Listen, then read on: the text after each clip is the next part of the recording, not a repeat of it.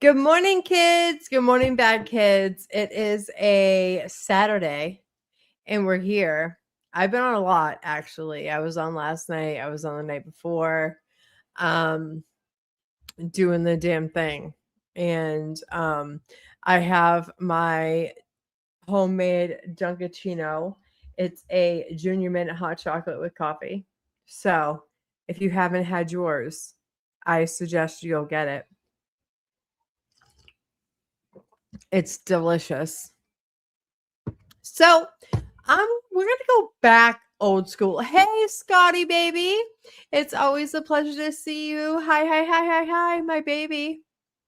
Hello, hello. Welcome in. So I'm all bandaged up. Okay, so if you see some crazy, I'm about to expose myself, kids. Um, I'm all bandaged up, so don't judge me. Um, I'm all bandaged up. And the bra is extra sexy. They got it from the Timu Victoria's Secret aisle. I have to keep this shit on for far too long, but I'm so grateful. My titties are looking great. I'm in a lot of pain because they had to do more to this side than they do to this side. So I'm feeling real not good over here. But I'm here. I'm here and I decided that we're going to go old school. We're going to go old school.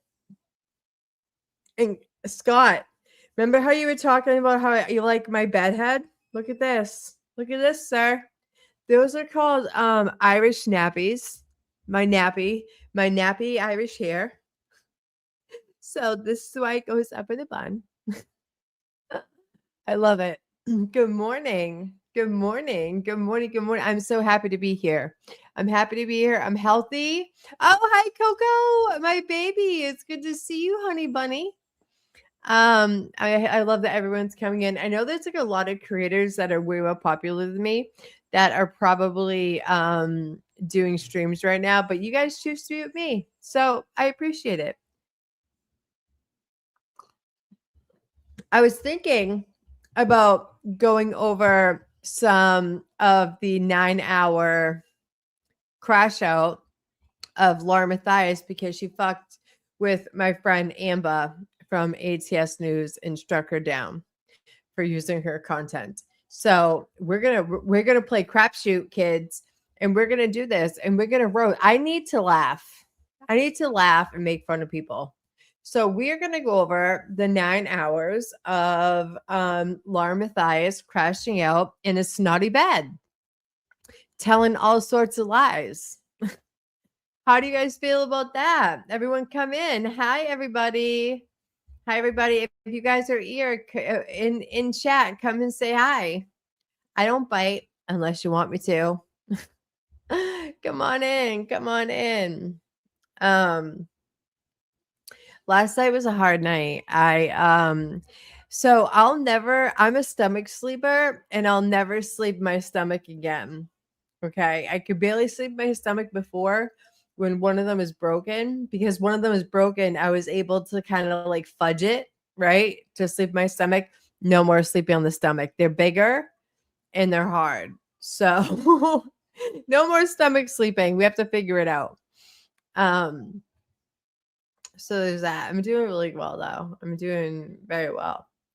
And I'm super grateful. Super fucking grateful. And I know a lot of my friends have had breast cancer too, and you guys know how I feel. I may have went a different road than a lot of people when they were diagnosed with breast cancer, but here we are. And the last hurrah journey is over. And all I need to do is get tattoos and all the things. And I feel like a kid in Christmas. Like, like Christmas Eve when you're like, oh my God, Santa's coming. Bro, my plastic surgeon Santa came and he made your girl's life. He's fantastic. Honey, when I tell you my plastic surgeon's absolutely gorgeous. He's like in his 60s. I would give a limb to have his skin. You can tell he wears sunscreen all the time. Like all the time. What do you guys feel about going through the 9-hour trash? Because I'm about it. I feel like roasting people. I feel like roasting her in particular because she's striking down my girl Amber. She struck down my girl Cresta. Like, come at me. I don't monetize over here, bitch. Strike me down, I'll get a new channel. Like, oh my God, there's 5 of you guys in here. I know that there's a lot of people on here streaming that are way more popular than me, but here we are. We're going to do it anyway. I did my nails white. I don't know if you can see them. I did my nails white. Do you like them? Oh, what's up, shorty? 6 people. If you're in here, say hi. All right. So we are going to leave off where we left off the last time we were choking down the 9-hour I have a stalker, which is all true because YouTube determined that was a lie. We're going to add her to stage. Look at that face. Look at that face, kids. 9 hours of trash. I'll be bouncing around. Erin's moving some snow away from the basement windows. But I've got an ear. Dude, Scott, I thank you. You are my number one. You know that. You know how much I love you. All right, kids. You guys ready for this? Let's go. We're picking up.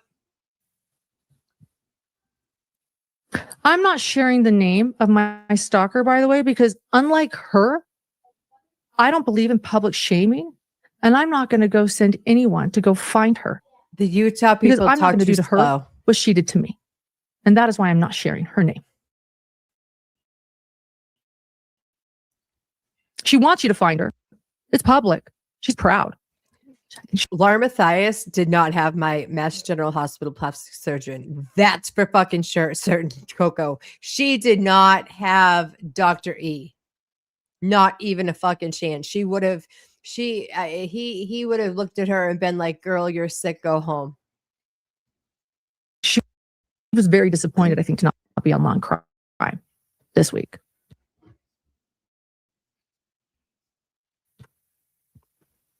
I imagine. I didn't tell Law & Crime about it. Someone had to, and it wasn't me. They were there.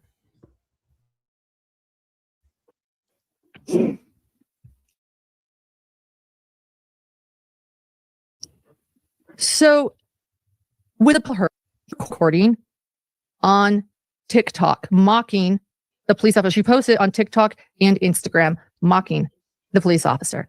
Grayson is saying, give her a second. She's got a lot going on. We get it. Thank you. So as we're going to get to that later, Grayson's computer went black screen. We got to return that computer. This is true. I said to her, this computer is acting up, Grayson. I'm worried. And she goes, I'll get my second computer ready just in case. So bear with us. And I also let her know this is going to be a long live and it's going to get funky sometimes. So inquiring minds want to know, did they have the online security? We're going to get that TikTok of her mocking a police officer very soon. And then on July 12th, 2025, we're going to get all of these. I'll just share them all and then we'll show them all bit by bit. On July 12th, 2025, she begins posting clips of my voice on my targeted social media accounts. And let me be clear, when you're okay, you got it. Yeah, well, let me be clear. When you're a podcaster, your voice is as much your face as your voice is, if not more. YouTube shows my face. My podcast does not show my face. My voice is how people recognize me. And when she posted my voice, it received over 33,000 views. Exactly, honey. Exactly. Do you have both of those? You can play them both. Or should I read a few others and just play them bit by bit? What's easier for you? General Hospital. Not even her computer's back. The phantom computer. We're just glad YouTube's back. We were actually going to go to live earlier, and then YouTube went down on us. We thought, man, is that an omen or what? And then it popped back up. And I'm like, nope, unfortunately, I have to go live. Not looking forward to this. Here I am. Yes, you were. Okay. Take your time. We're good. Hey, everyone. By the way, I am not looking at chat really on purpose because I'm nervous too. And so when I see little people here that are pinned, It means a lot. Maybe I'll check in while Grayson gets these ready. Hold on. You're good, Grayson. Don't stress too much. You're totally fine.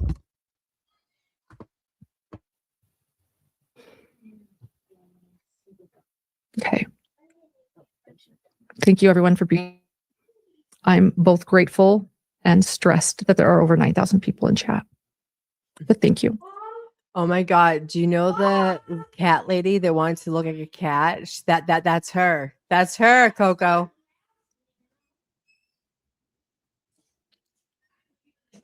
For being here.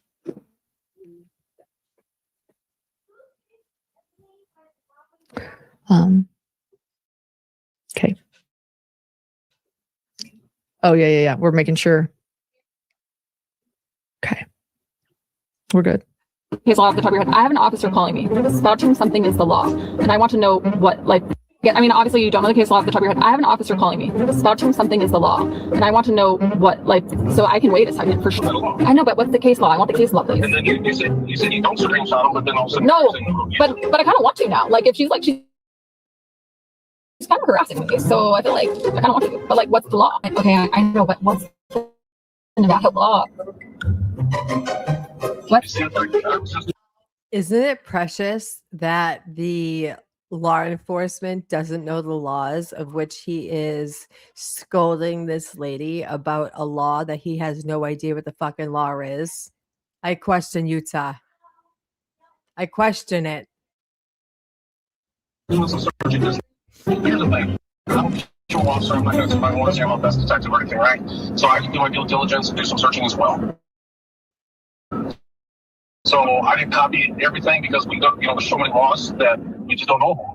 No, I can respect that. I can respect that. Sometimes we need to, we need to do a little bit of extra searching and things like that. So, but I feel like to have a police officer telling me that, because to have a police officer telling me it's against the law to do that, I actually have several examples of her sending so many screenshots to me from other people. So, well, then that person would be the victim. Yes, so I could also inform that person that she would be the victim of this. Yeah. So, but my question is like, obviously you don't know the case law off the top of your head. Like, I'm giving you grace here. Like, I get it. You don't. You too, handsome. Have all the, like, I can't even remember my kids' names in a row at sometimes. Like, I can't even imagine remembering all the laws. So I can wait a second for sure, but I definitely am curious. Yeah, let me see if I can find it. Obviously.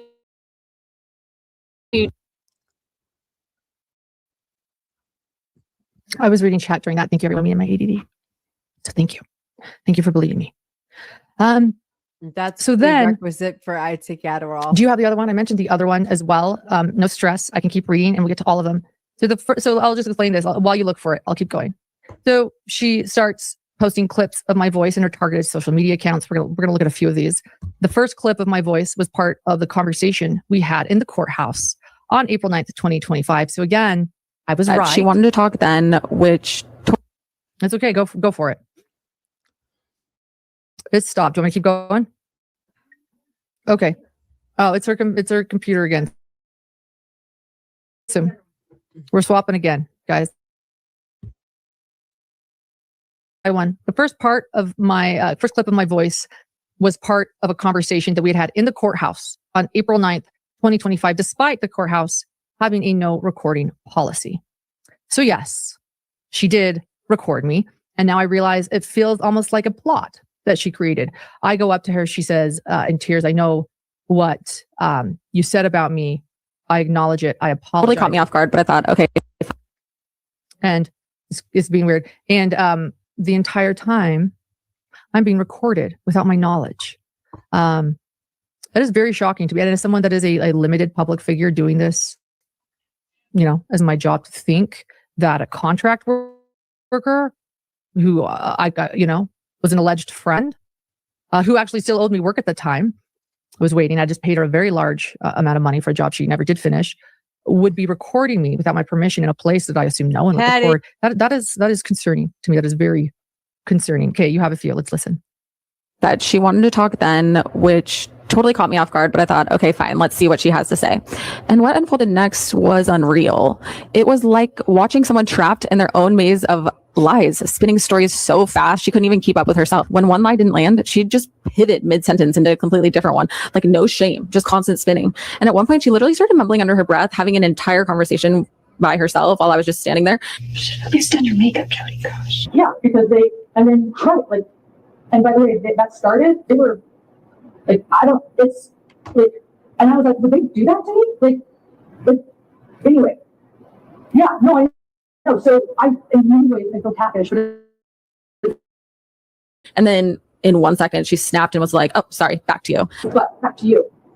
And this is the part that killed me. She told me that we had to have that conversation right now because I kept repeating, you're in fight, flight, or freeze. Probably not the best time to talk. But she said, no, we have to talk now. My assistant is, quote, always with me. I'm never alone, unquote. Girl, no. I honestly think she just didn't want her assistant finding out what she'd done. Amen. Yeah, and by the way, Get it, I still don't even know what I've Christina. done. What she didn't want her assistant to know what she's done. And by the way, you heard me already tell you, my assistant, who she's referring to as Grayson, has read all of my text messages. I have nothing to hide. Do I want the world to see them? No. Do you guys? Imagine being so audacious that like she's like, oh, I'm too good to read through my 6 years of shit talking. 23-year-old fucking pick me. Can you go through all 6 years of my Texas in life for me? That's what that sounds like to me. What about you guys? Just want the world to see your private text messages? No. But those that I know care about me and love me and that I trust, yeah, go for it. I have nothing to hide. No secrets that big. So a couple things with that. She gets me in a moment where I'm processing baby, I love two you. things at once. And I'm actually, in my opinion, trying to be kind. She's come to me, she's crying about what I said. And she has just told me that people that I thought were my friends in confidence and an ex-contract worker were releasing my text messages and they were terrible and they're everywhere. Oh, for That was- shame. What? People I thought had my back. Like, what, I'd never do that to them. And then they're doing that to me. And at the same time, I have somebody who's very hurt at what they heard me say about them. And that felt really bad. And that's what I needed to address. And so as I was processing what she was saying, oh my gosh, I feel catfished. What? They're posting them. Oh my gosh, like thinking about things that maybe they baited. No, you don't feel bad. You feel bad you got caught, ho. You feel bad that you got caught, ho. Let's be real. Me to say and like my mind. And then I go, wait a minute, but back to you. That's what I was doing in that moment. But back to you, because you in front of me is who matters to me right now. I have hurt you and we need to address what I said that hurt you. But that makes me like Jodi Arias, according It does. to this stalker. And also, again, the threat of now doing a public TikTok and Instagram account, exposing somebody, and now they are starting to use my voice, which again is like there's no difference. That's my face in this industry. The threat is real. It's very, very real. And I still don't know what I've done. I do not know what I've. Oh, honey, she still has like 300,000 subs, but like they don't look, you know what I mean? They're just like blind followers. Like, oh, she can do no wrong. These people are crazy. We're not crazy. This bitch is a fucking Amber Heard. done. I still don't know what I've done. So then, the video, which she compared me to the infamous murderer, Jodi Arias, has garnered over 33,000 views on TikTok, and we shared that. On July 13th, she posted a video with a photo of me, which is a well-known photo with a clown emoji over my face, once again, trying to get people to identify who I am and to come after me. They have to decide who they want to be. Of the day, they have to decide who they want to be. And this one decided to be a jackass. I decided to be a jackass while she puts the clown emoji over my head and points at me, calling me a jackass. You guys can decide who the jackass is. Maybe I've been a jackass. I don't know. I've definitely had my jackass moments. It's fair. On July 14th, 2025, happy birthday and to my babe. Many of you are asking where he is. He knows we're doing this tonight, my lovely soulmate, and he will be coming on later. Not tonight. Don't worry. Too much to go through. Another time. On July 14th, so that is my husband's birthday and our anniversary, and on July 14th, 2025, I was on an episode of the Mormon Stories podcast with John Dehlin and Mindy Caldwell. I still want to thank them for having me on. And if any of you actually would like to go watch that and support me and them, because he has helped me, I just want to say this, so much through this as a friend and as someone who has also been through this himself. I want to thank the Mormon Stories community and go support him and Mormon Stories and me by watching my podcast. But on the Mormon Stories podcast, my stalker, when I appeared on July 14th, wrote in the comments with eye emojis in an effort to let people know she was watching. And this occurred after she did a TikTok. So I announced that I was going to be on Mormon Stories, and she did a TikTok about that. If you don't have it, it's okay. Oh, you do have it. Okay, because I can explain it too.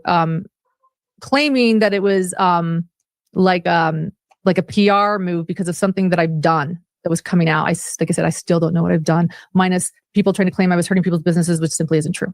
And reading private texts of mine that allegedly they don't like, and I haven't seen them. But so it says, someone sent me a screenshot that my ex-friend is about to attempt some damage control, and I'm giddy. I can't wait to see how she tries to spin this. So, you know, she's talking about my Mormon Stories podcast with John Dehlin and Mindy Caldwell. Very confusing because, you think that I'm going to spin my life. My life is my life. I tell my entire honest, vulnerable life story on the Mormon Stories podcast. If you guys want to know anything about me, my life story is all there. 2 parts. Okay, so if any of you guys have watched the Mormon Story podcast, it's all a fabricated fucking lie, in my opinion. This bitch is diabolical. She took other people's lives and made it her own. I didn't believe a motherfucking word this lady said in Mormon, and I choked. I watched it just for information, and this woman is unbelievable in every sense of the word. Her entire family is a crime family. Yes, girl. It's hours. I tell it all. And I haven't known this stalker very long at all. She doesn't know me very well at all, really. Any conversation we had was very surface. And she thinks that I'm doing damage control to spin something, and I have no. Oh, very surface, like when you told her that you hated being you hated being a wife and a mother, and that you married your friend and not a lover. Did that age well, Laura Matthias? You fucking freak. No idea what I'm trying to spin. Well, let me tell you, the Mormon Stories podcast was planned for a long time. Host John Dehlin had asked me months ago.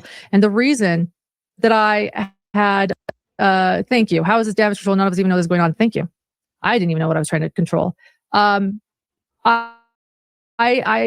Mormon Stories podcast was actually inspiration. I was at the Brandon Boudreaux trial, and someone came up to me and they thanked me for interviewing Heather Daybell and said the Heather Daybell was so brave and it was incredible. And they'd listened to the Heather Daybell interview 3 times on my channel, that it had changed their life. And I was like, oh my gosh, thank you. I asked to take a picture of them so I could let Heather know how much her story meant. And they said, she is so brave. And it was at that moment that I said, I'm going home. I'm going to tell John Dehlin that I'm going to say yes to his request to interview me. He had been asking for months. I'm going to do it because if Heather Daybell can do it, so can I. And I would love it if you guys could support my story, honestly, over on Mormon Stories. My stalker thinks it's damage control and decided to go in there to let me know she was watching me. It was getting weirder and scarier. I did not know what was going on. You guys don't, neither do I. I'm getting dry mouth. Where's the root beer? I'm sorry, guys. It's probably so gross. It's the red wine and tequila, Lauren. Stop it. Shortly after that Mormon Stories episode appeared on July 17th, 2025, John Dehlin, by the way, will you post my Mormon Stories? Well, will you pin it? Thank you. Yeah. Because if you guys want to know who I am, that's who I am. Just so everybody knows, I am like really bandaged up, and so that's why it looks like this. I'm stuffed like a sausage. So don't mind my bandaging.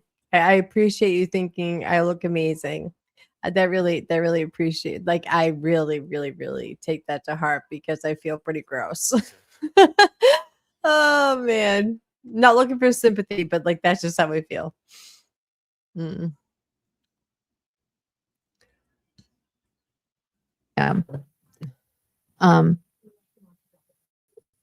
Yeah, will a moderator please drop let's do part 1. There are 2 part 1 or part 2, either or, of my Mormon Stories podcast. I'd like to pin it in comments.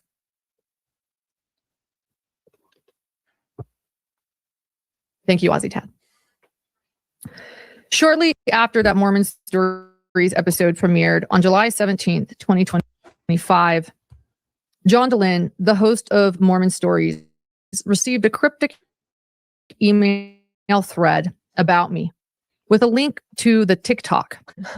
In the thread, the writer of the email claims that my stalker You're handsome, fast man, and that she is intentionally not using my name, but it is Thanks, about Sophie. me. I love you. John Dehlin is my friend who has suffered the same thing and has been so kind. He and his wife Margie, I just want to point out, have both been so kind and caring. Not And was anymore. immediately suspicious. So he asked him a few questions to keep them talking, and then sent it all to me because he said, I assume you are collecting evidence. So here you go. So is this the bottom? Okay. So on July 16th, someone named Felicia O'Shields reached out to you to share some concern for the community and for your channel. There is a lot going on behind the scenes involving Lauren Matthias and the true crime community. This has been brewing for a few years now. I don't know what's been brewing. And has recently blew up. There is a TikTok account exposing some of her disturbing behavior. There is a community that is delving into her husband's credentials. Oh, is there? And overall credibility. Lauren has been blacklisted by a huge Facebook community because of what she has done to the admins there. The admins of a Facebook group online is an ex-contractor of mine, but I don't know what they're talking about. Lauren has been blacklisted by a huge Facebook community because of what she has done to the admins. Ask Kay Woodcock about her. Ask other victims, such as Kay in the Lori Vallow Daybell murders. Don't you think it's odd that Lauren has no contact with Kay anymore? That's all I can say about that. Put a pin in that, by the way, because I saw Kay the following week. Just show it now, and then we'll go back to the letter. A week, by the way, after this, you saw Colby Ryan here in chats. Again. And a week after this email was sent, Kay and Larry visited John and me in Las Vegas. And we had a wonderful dinner together. And they even trusted me and allowed me their grandkids out for a good time so that they could have some needed R&R. We can come back to it. We'll come back to it. Yeah. Anyway, don't you think it's odd that Lauren has no contact with Kay anymore? That's all I can say about that. Ask any of the true crime channels on YouTube that she has had an interaction with, or news affiliates and their journalists that are the face of their networks and what their involvement with her has been. By the way, that's how far I think this whisper campaign has gone. Again, I didn't reach out to Law and Crime. I have no idea what they think I did or who did that. I do know I've been. She keeps calling it a whisper campaign, but like these people just don't like you, Lauren. You are fucking unlikable. How about that? Blacklisted by some news agencies. I still don't know what I've done, but let's continue. Ask that she has interaction with any news affiliates and their journalists and that are the face of these networks and their involvement with her has been. I'm not going to name names, but just look up the Lori Vallow Daybell headlines and the journalist who was in charge. The journalists that were the ones who exposed Lori Vallow Daybell from the jump. Ask anyone who is anyone in the true crime community about Lauren. Lauren will deny all of this. She will make up outlandish lies and excuses. I think you're intelligent enough to know that when everyone else is singing the same song, it's everyone else who is correct. Here's the link to the TikTok account that is slowly exposing her. Lauren does not deserve a platform especially one that she has personally blocked all of those from that can tell everyone about her treatment of them. I wish you the best of your channel. Thank you for all you do. Sure did. Am I able to scroll up? Oh, you just want to show this? This was us, a week after this letter. You posted the photos. Oh, I posted those photos a little late, but it was, yeah. So can we go back to do I need to read anything more about the letter? I can't scroll it though.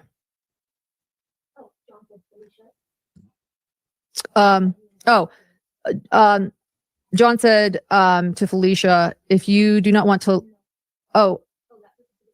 and that person, Felicia, she'll send a second email. If you do not want to look at the TikTok account that I shared, please at least listen to this one. And she sent a particular TikTok. And then John asked Felicia, is that you in the TikTok? If not, is there a way I can reach to this person doing the TikTok? Okay, well, I can't. The bottom. Okay, here. So, hey there, John. One under, thank you. It is not me, and referring to the TikTok account, but I can reach out to the person who runs the channel to get her information so that you two can reach out to one another. Would that work? John writes back.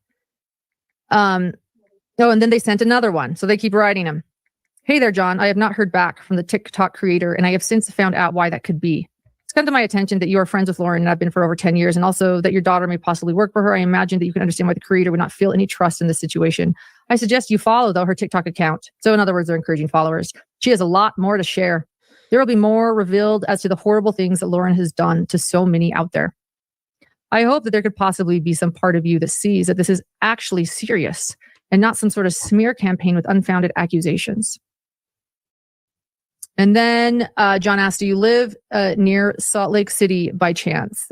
They respond, no, never have been. Hopefully one day. John asks, are you a follower of Mormon Stories podcast? What made you write me? And then we'll keep going and I'll drink. I can feel my sticky mouth. Her sticky Sorry, mouth. so gross. Gross. Oh, is this net? Okay. They write, I watch from time to time. I have enjoyed the episode that I have been able to watch. You have a great thing going. I think what you're doing is important. I wrote you because of the fact that you gave Lauren a platform. Oh, they wrote my professional contact, because he chose to give me a platform. So anyone that is giving me a platform is getting emails about me.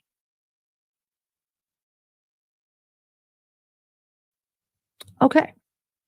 Great. Good to know. Sure I want them enough. to be harassed by these people that are trying to ruin me. I wrote you because of the fact that you gave Lauren a platform. She's on high alert, and it was perfect timing for her to do your show and attempt to do damage control. Again, I don't know what from. I don't know what I need to do damage control from. Don't allow her to take you down with her. And then Felicia O'Shields writes, good morning, John. Oh, so then John responds, I watched all of the TikTok videos, and he did. He told me he watched them all. The allegation seems wrong, and provide any evidence that you can. Oh, that word evidence. I'd be so super grateful. I will not promote dangerous people, but I need details and evidence. And that TikTok channel was weak on both. They didn't even mention Lauren's name. Please help. I want to do the right thing. Thanks, Felicia. John clarified that he was doing this for me, asking, and I think he would want me to clarify that here. He didn't really think there was something, but he was pushing.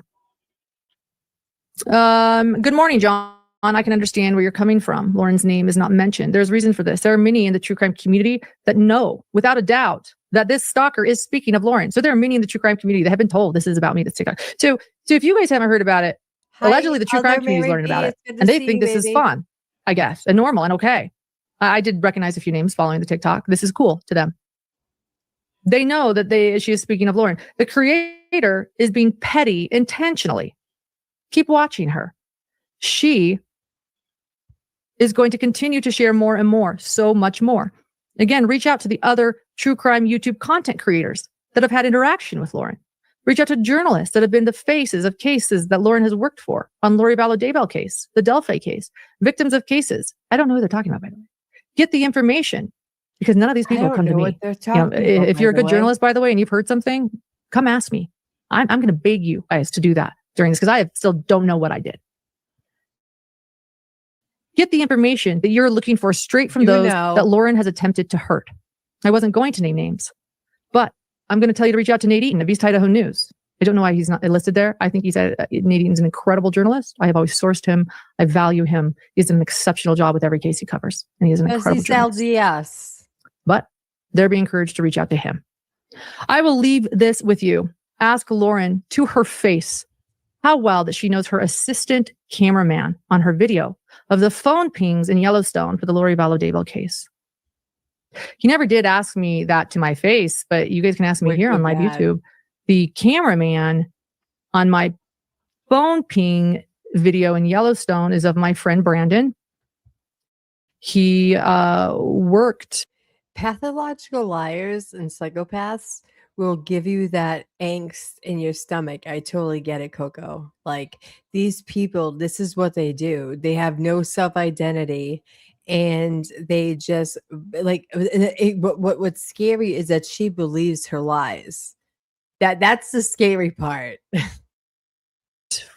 On many cases for time with the defense in the Lori Vallow Daybell case. He's a friend of mine and John's. Great guy. Incredible man. Incredible job he did. He was a source when he could be for me. He couldn't tell me everything. Same, baby. He really cares about the victims in this case, in the Daybell case. I'm not sure why that's an issue, except that I did hear that a content. He cares so much. He wants to talk shit about Kobe and then adopt him. That's normal. That's quite a flex on John Matthias. Creator called a victim to sort of imply that I was having an affair with him. So how well do I know that man who was my cameraman in the Yellowstone Ping videos? He's a great friend, a great guy, including to John. John loves him. And he was a source for us. That's it. I don't know what else there is to this. There you go. To my face. That's it. Okay, and there's one more message. Yeah, I know. Oh, and then one more message. Reach out to Bob Motta and Andrea Burkhart too. I don't know what's going on, guys. I don't know what I've done. I don't know what's going on. I don't know why these three people have been mentioned. You know what you don't did, bitch. know. You know what you did. I don't know. I'm going to say this. If any journalist does know, reach out to me and ask me and tell me. I don't know what's going on. You're not a journalist. You're a fucking YouTuber. I have no clue. I can tell you that I love my husband. Yeah, And my that seems cameraman in the believable. Yellowstone Ping video is a great guy and a good friend of both my husband and I. That you got it in with, allegedly. I just so weird. What?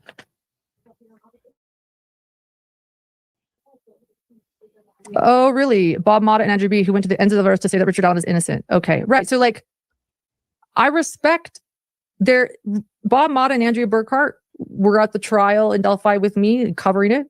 They worked just as hard as I did, if not harder. I still don't know how. This is probably the first time. Hippie chick. I was in Delphi with her, and no one liked her. She was all by herself with Grayson. Dude, that just made my life. That just made my day. Thank you for saying that. That tracks. No one likes this bitch. Nobody.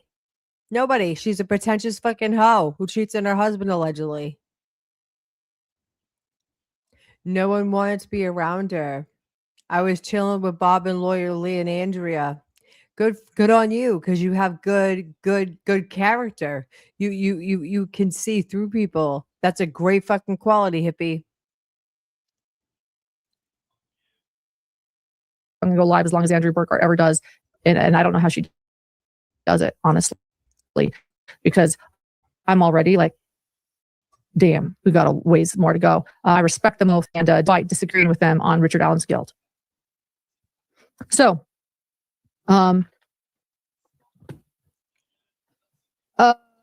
okay, where was I? This is a more okay. Eye contact. Oh yeah, here we go. Okay, we'll start zooming through these things. The gentleman on 23rd, 2025. I was in Boise, Idaho, working and reporting at the Brian Kohberger sentencing. She cut the line and was basically looking down her nose at everyone. We were really surprised. That's audacity. I'm not surprised. She's a pretentious fucking whore. She's a pretentious fucking whore who thinks she's better than everybody else. Since back when her and Hellas did her streams on TGIF, I've always thought that she was a pretentious fucking Mormon. Not all Mormons like this, but she's a pretentious fucking Mormon who thinks she's better than everybody else. Fucking fight me.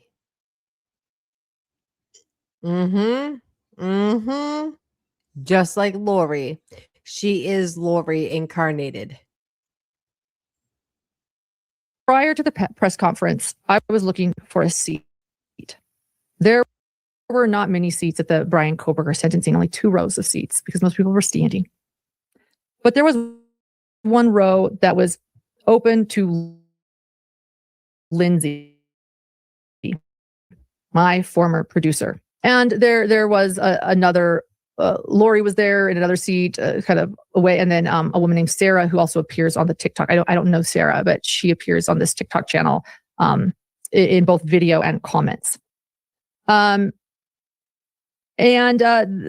So I, looking for a seat, needing a seat, I asked Lindsay if the seat was available next to her. And a woman named Lori, also one of my stalker's friend, screamed at me to not talk to Lindsay because I had previously sent her a cease and desist. It was embarrassing in that moment in a professional setting, but I ignored it and I walked away. And I was shaken by that. You know, I'm just trying to be professional in a professional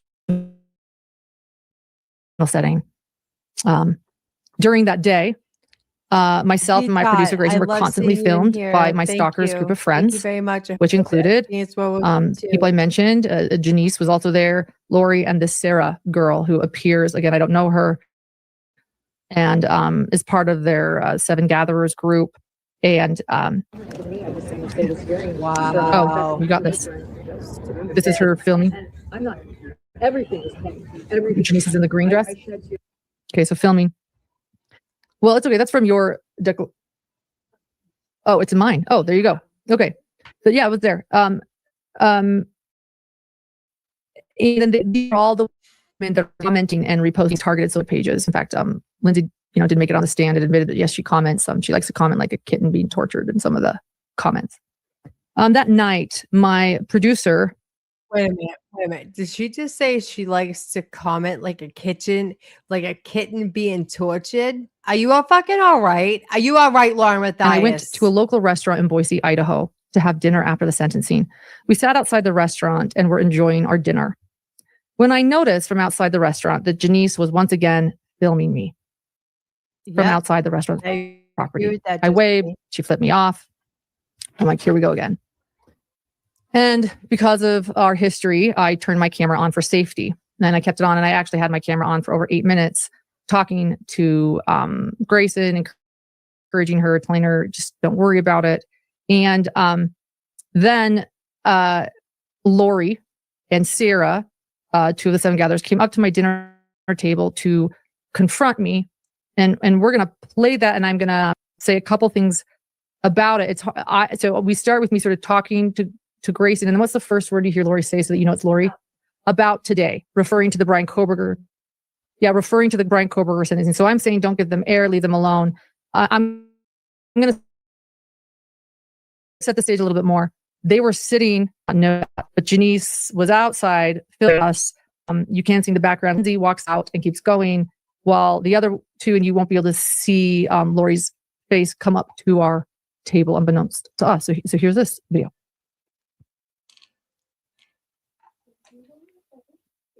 Okay. Recording me, so I did what you did. I just waved, and then she proved she was talking to her right now. She put me off. They waved. Don't stare. Don't stare. I do. Remember what we decided. Please do not give them air. About today? What? About today? You sent her a cease and desist.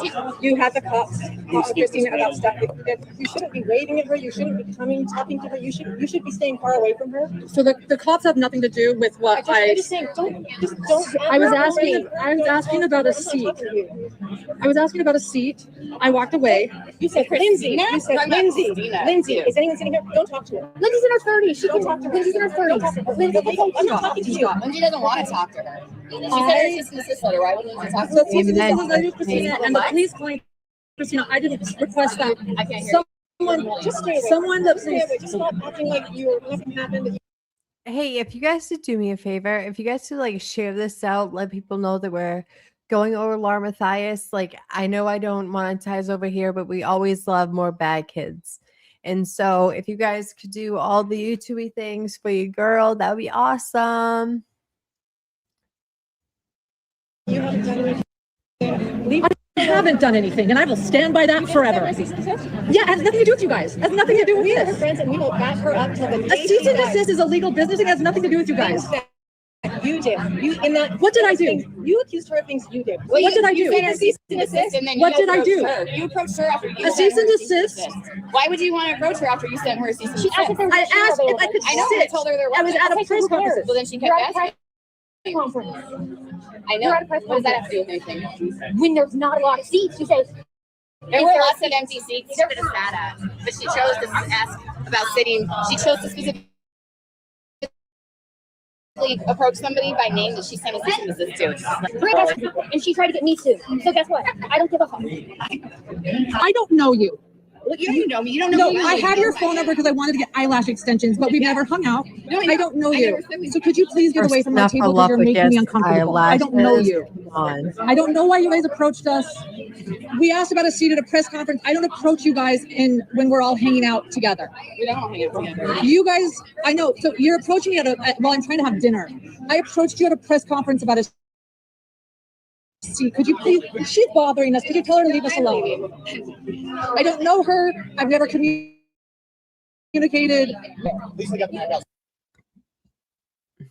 So we'll probably play that video later because I want to point out a few more things about it. And watching it for the first time might be confusing.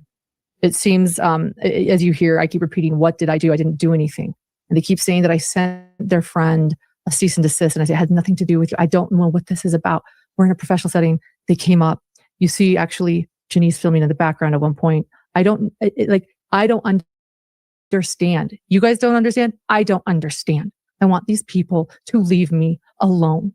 I want to be able to report at trials and have things be normal and mature. And I will say this: I was a broadcast reporter for 10 years before I was a YouTuber. I would go on location everywhere. I have never experienced this. I don't know why they keep coming up to me, why they are filming me, why they are harassing me. I will point this out too. Grayson asked me to make this clear when she was talking about something. She and my ex-producer, Lindsay, did used to work together. So there is a previous situation with them. It has nothing to do with me. So there's that. The true crime world is small. So, so it was all of them. Said her name again. Again, I just want to point out, she makes her name very, very public. It is my choice to not share her name. I don't want to share her name. If I do, I'm sorry. I would like to refer to her as my stalker. I'm making a mistake. Please ignore it. But she does make her name very clear and well known publicly. So I turned on my camera for safety, and shortly after that, Lori and Sarah came up to my dinner table confronting me. Janice continued to film the confrontation from outside the restaurant. The waiter came over as Lori walked away while Sarah continued her confrontation. And again, the cease and desist has nothing to do with them at all. Interestingly enough, in Lindsay's declaration to this response, she said that she believed the cease and desist was given to her because I was friends with the stalkers. It's very confusing that because Lindsay was friends with the stalker, it's very confusing to me. The cease and desist has nothing to do with any of them. I've received cease and desist from Hidden True Crime, by the way. I want you to know that. Like, I get them and I go, okay, check. I received one a few months ago from a family of a case I've been talking about. They asked me to stop talking about something particular. Shocker. I was like, okay, I've stopped. Anyway, this is a really big deal. I kept saying, what did I do? What did I do? And they're like, you sent our friend a cease and desist. I still don't know what I've done.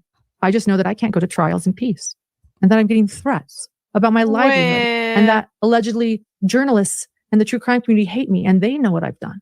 I don't know what I've done. I still don't know what I've done. But the Stalker's Declaration states that I've tried to hurt people's businesses. She's seen evidence of that. Doesn't post any evidence. I haven't. All right. So, after, I want to point out one other thing that's said in there. It's really important, and we'll play it again later, but I want to point out this really important thing. Lori states in that video, stop acting like nothing is wrong. Stop acting like nothing is wrong. And I say that because later on, they're saying, don't give them air, gray rock them. Don't talk about this. You've never seen me do a live. You guys had no idea this was even happening, did you? And they're even saying, stop acting.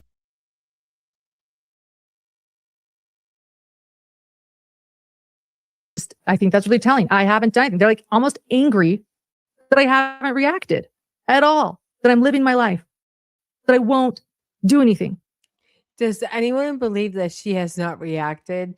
This bitch is histrionics and will tell anybody who will listen her woes, even in the deepest, darkest time, such as Kay Woodcock, Crusher, Larry. She don't give a fuck about anyone but herself, in my opinion.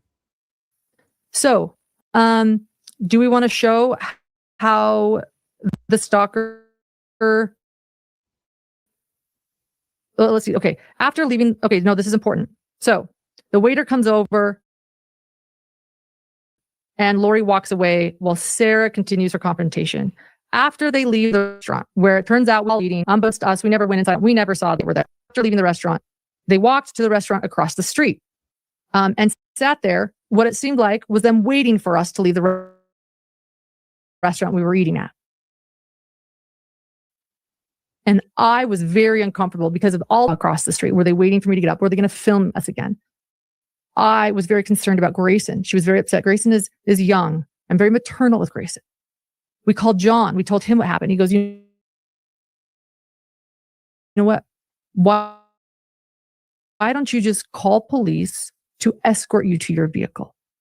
And that's what called the police to help escort us to our vehicle. That is why I called the police. And then I have, it says, exhibit waiting. What? Bullies choke on their own. I assume you meant receipts, not recipes. I know, right? It's so funny. Well, you guys heard me at the beginning. Yeah. So I think actually, honestly, okay, I'll stop there. Just don't so happen. Here's Grayson. Here am I. I had this sitting. They were literally stalking them right where here. it is. And now, after they have dinner, they're sitting across. We felt threatened. I told them we felt threatened. They're right there. We blurred them. And now, here they all are, sitting across at a restaurant getting lunch. It's Lindsay. It's Lori. Kids, they're literally a football field away. They're having like dessert, not paying any attention to these crazy wackadoodle people. And they're looking, and I feel like we can't leave, and now we feel right away. And one thing they said, we've been very drama-free all hour. Is wrong. We're just trying to be professional while we cover trials together. That's our waiter, and we asked him to get rid of them. And we now feel like we can't leave.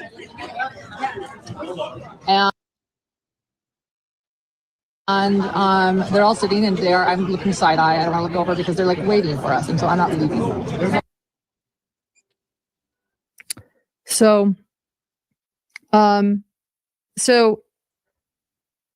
we're going to wait for the other stuff with your Amen, hippie chick. Declaration, right? Hmm?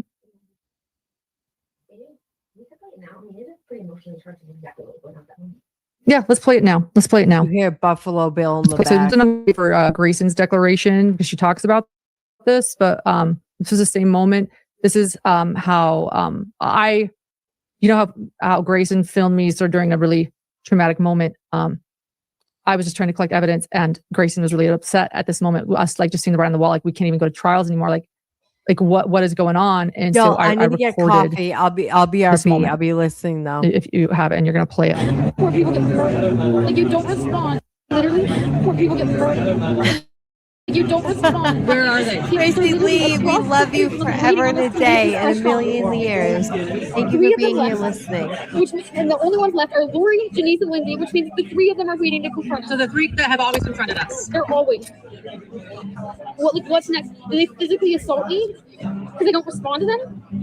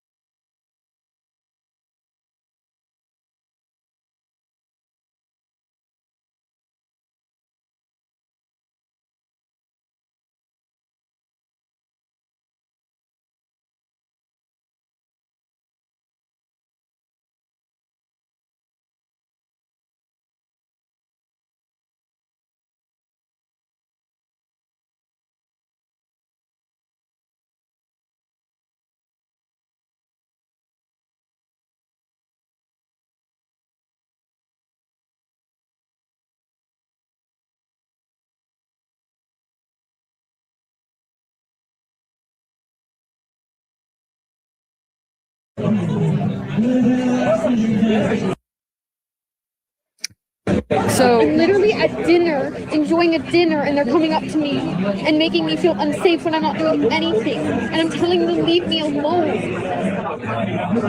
like I'm not even like doing anything. It would be one thing if I was going up to them. But guess what? I stay away. All they do everywhere in public is film me. Oh, I know. They film you. We just do our work. We just do our So work. what? Because we didn't answer the filming, now they confront us? What's next? This is when people get murdered. We're in this. We see this.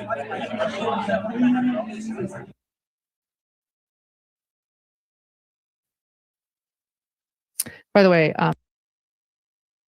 Can we just come to a conclusion? I'm gonna back this up. I'm not even like doing anything. It would be one thing if I was going up to them.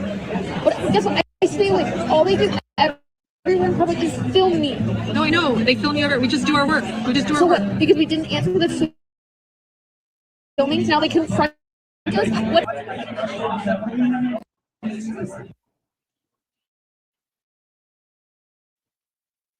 by the way, Grayson originally said, please, please, please do not ever show those videos. But because I showed the one at the beginning of this live, she decided to take one for the team and let me show that.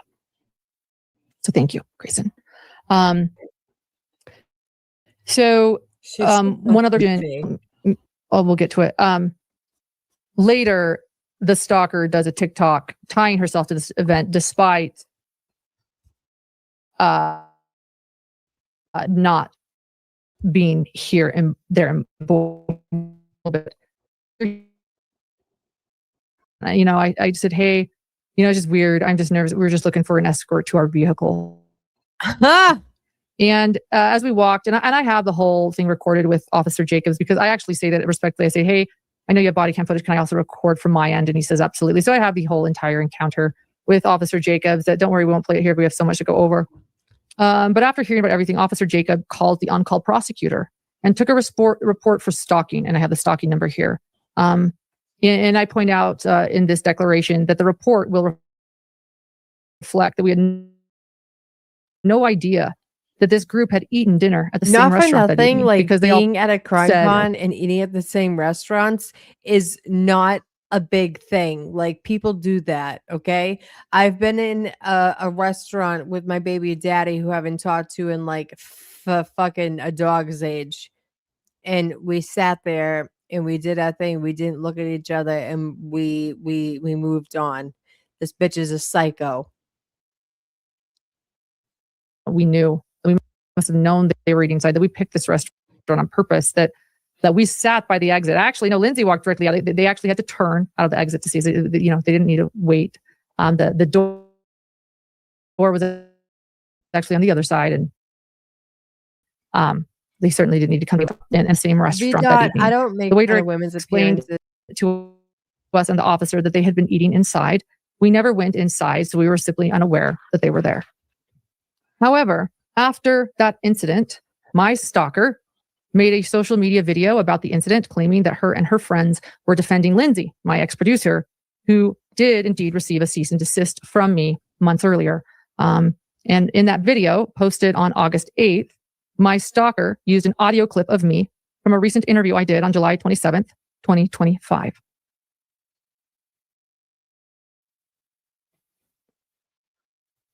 Thank you, Difficult Research, for being here. Love you, Krisha. Thank you.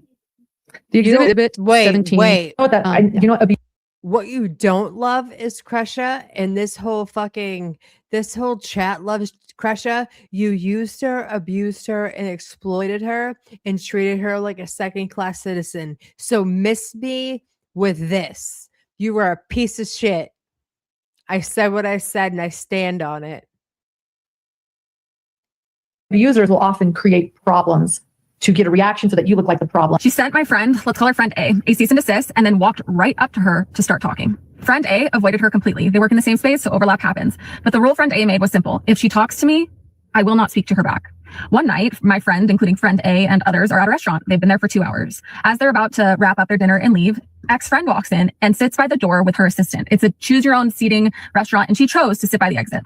A friend of mine, let's call her friend B, walks out of the bathroom and sees ex-friend and says to her, do not talk to friend A. You sent her a cease and desist, full of lies, by the way, and she does not want to talk to you. Friend B then walks away. Of course, ex-friend is like, oh, she can fight her own battles. Well, duh, she can fight her own battles, but you sent her freaking cease and desist full of untrue claims. So you're making others fight her battle. Okay? Bitch. Okay.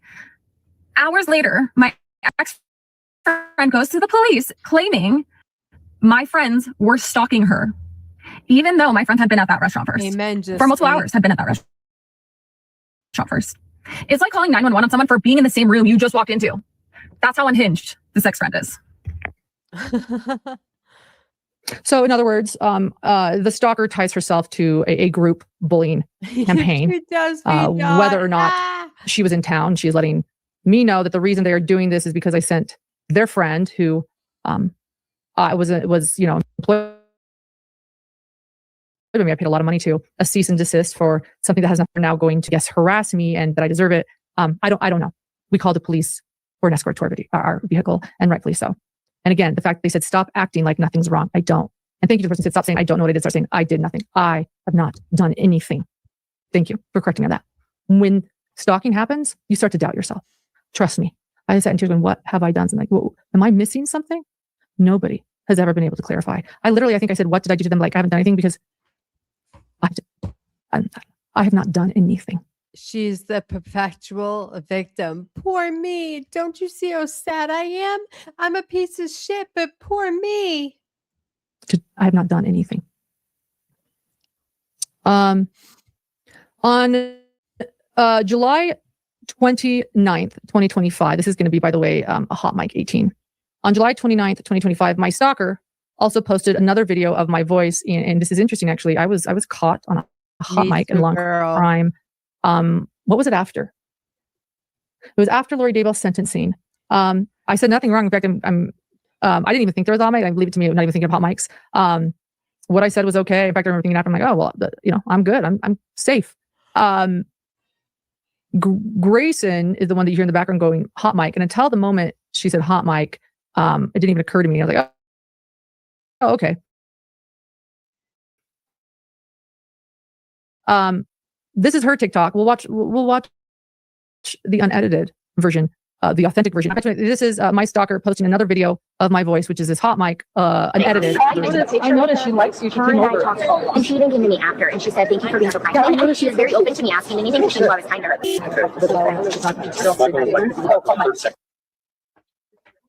Yeah, in a second, let me just share what this is. So that was confusing. That was, my stalker makes sure she's the face of every post. So you didn't see the video of the hot mic moment. That was my stalker that we blurred. She puts the quotes of what's going on redacted. It's very confusing. She calls it weaponized kindness. Thank you. Joe Hancock, Thank you, you're a Nancy. loser. Thank you. So she calls this weaponized kindness. And that was it. That's what she said. She did edit it. We're going to watch the original Hot Mic on Long Crime. It was after the Lori Daybell sentencing, the last one. And to be very clear, I'll just set the stage. Someone who was a trial goer, a kind girl, who I quite like. I won't say her name. She's really sweet in trial. She was sweet to everyone. And I noticed that she was actually across the room talking to Summer Shiflett, who is Lori Vallow Daybell's sister. I actually thought it was really sweet that they were talking. I noticed that from the back row where the media's at. It's a good view of everyone in the back row. And I also know, full disclosure, that Summer does not care for me. And I actually really respect that and understand. In order to be a journalist in this case, not everyone is going to like the things that I have to say when evidence appears. I also, at the same time, because I'm capable of this, I have so much empathy for Summer Shiflett, Lori's sister, so much. I wept as I listened to her talk to Lori on recordings in the courthouse. I feel bad for Summer Shiflett. I believe that her sister manipulated her. And I cannot imagine. Look what I'm doing. I'm doing an entire live. I've been going live for almost 3 hours about what I've been through. I cannot imagine what Summer has been through. So I have a lot of empathy for her. I've also had to speak some really uncomfortable truths and talk about things she does not like. And I know that Summer does not like me, and I fully respect that. Not everyone needs to like me. Not everyone is going to like me. Understand, not just respect. I understand why she wouldn't. So that sets the stage for this hot mic moment on Long Crime. Details on the phone call. Yes, I will. I'll text you. Here, can you see it? Can I show it? We're leaving, but I got a lot today from Summer. So we're leaving, but I got a lot today from Summer. I noticed she likes you. She Her came and I over. talked a lot. And she even came to me after, and she said, "Thank you for being so kind to me." And then, Yeah, I and noticed she was very open to me asking anything, and she knew I was kind to her. Yeah. I got a lot, but we're leaving. So she said she'll call me. So Okay, yeah. Yeah. You too. I'm always on Instagram. We're going to give you and you have to walk. Okay. Well, I'm not a podcaster. I don't continue. No, I know, but I just be nice for today. No, I just want to Still too. I have so much empathy for Summer. Can I borrow Oh, come on. I love Sarah. She's incredible. Are you going? So before I ever knew there was a hot mic there, I said, I have empathy for her. That was the moment that my stalker decided to delete. I think it's also becoming very clear that I have done nothing wrong. I have done nothing wrong. They are looking for anything that I have possibly done, and they find a hot mic moment of me where I still don't do anything wrong, and they edit it to call it weaponized kindness. It's just fascinating. It's a fascinating thing to watch. I'm like, I'm good. On August 6th, this is when things got serious. So on August 6th, this has been going on for how many months now? 3 months? Like every other day? People reaching out, by the way, when you say just don't get on, people are reaching out. They're letting me know. They're seeing these TikToks. They're sending them to me. I did delete TikTok on my phone. I said, don't tell me anymore. People were sending them. People were telling me. And then all of a sudden I realized I have to collect evidence. So I was watching them. And every other day there was a new TikTok. It was incredible. There are so many. And then, so we're not even touching the surface here. On August 6th, though, things took a new turn for me. I kept ignoring it. That's what I do. Just ignore it. Nothing's wrong. Just do what we do best at Hidden True Crime, make good art. We've done nothing wrong. We're good people. being good people, I determine that's a lie.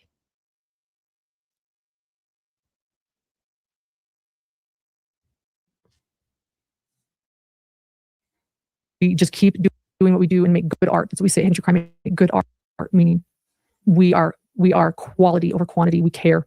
Keep going, keep moving. But on August 6th, 2025, You don't care about anybody but yourself, including the victims that you infiltrated, you stupid hoe. my stalker published a video with photos of my husband's website talking about my husband.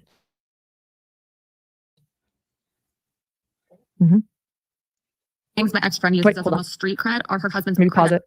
Okay, we'll go back to the beginning of that. Yeah, let me finish. There was more.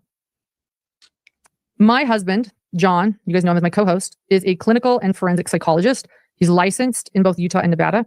My stalker in this video questioned his credentials and spoke about calling UNLV, where my husband is an adjunct professor. So now we're calling my professional contacts and journalists, and now reaching out to anyone that gives me a platform, making people nervous about, platforming me. And now we're calling my husband. How about stop being a fucking see you next Tuesday and maybe people will like you? Like people's bad behavior, the people who think their bad behavior are not going to come out are what I consider narcissists. No one can touch me. No one can really see through me. I know so many people in my own ex community that they play the victim and they're like, I'm such a good person. No, the fuck you're not. Husband's workplace association, because it's actually even more incredible than my husband being an adjunct professor, and he has been there for well over a decade. He does it voluntary. At this moment, he is Elda, supervising a always a doctoral student, pleasure. which is what adjunct professors do in the clinical psychology department. He does this voluntary because he cares about education and the psychology field. He knows he has so much to offer, and students every year are so grateful to have been supervised by my adjunct professor husband who does this out of the goodness of his altruistic heart. And so my husband, John, and yes, he has a PhD in psychology. And you guys are going to love this. We're going to just say this before because it's so funny. So most people know what a PhD is. My stalker does not. So let's make it very clear here.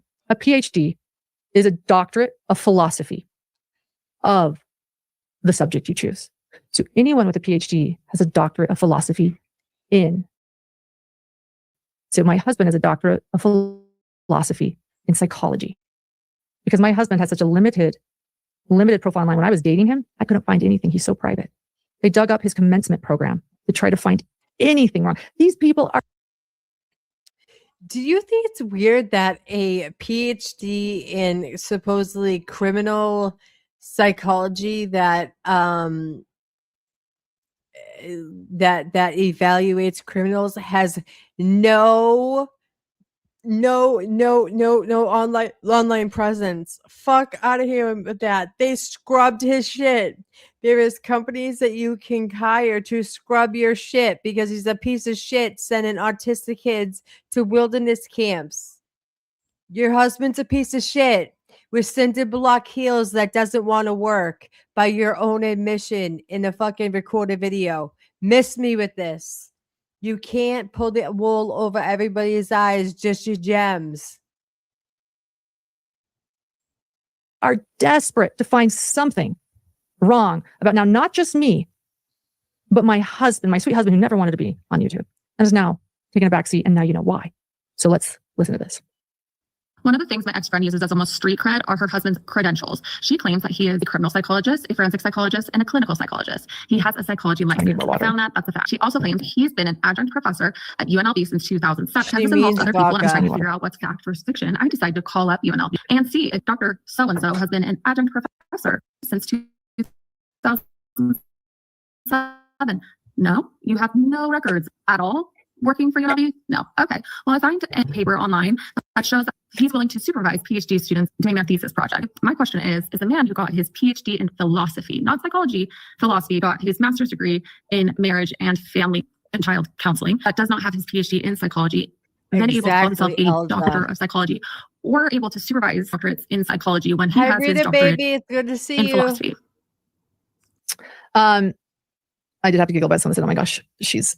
an idiot. But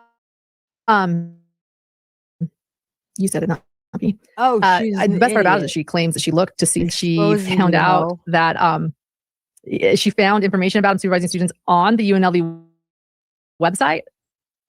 She still wasn't satisfied. She called UNLV. And when they said to her that they didn't have him in their, because again, it's voluntary in their employment, this is what you call Okay, kids, I'm coming up. I'm coming up. we are lying coming up. about who we are. I'm coming up. So, as a host, I work in a healthcare organization, and it doesn't matter schools, healthcare organizations. If you are a volunteer, anything, you are in the system. You are considered a technical employee. You cannot have random people just willy-nilly helping students, following you, nothing. You are in the fucking system. Miss me with all of this nonsense. He has to be in the system, in a college, in a hospital setting, in anything, in the jails. He has to be documented. Miss me with this, because I am smarter than you. Maybe not in everything. I'm smarter than you in this. He has to be documented somewhere, because you don't let random fucking people in hospitals and schools just because they say that they are. Miss me, Lauren Matthias.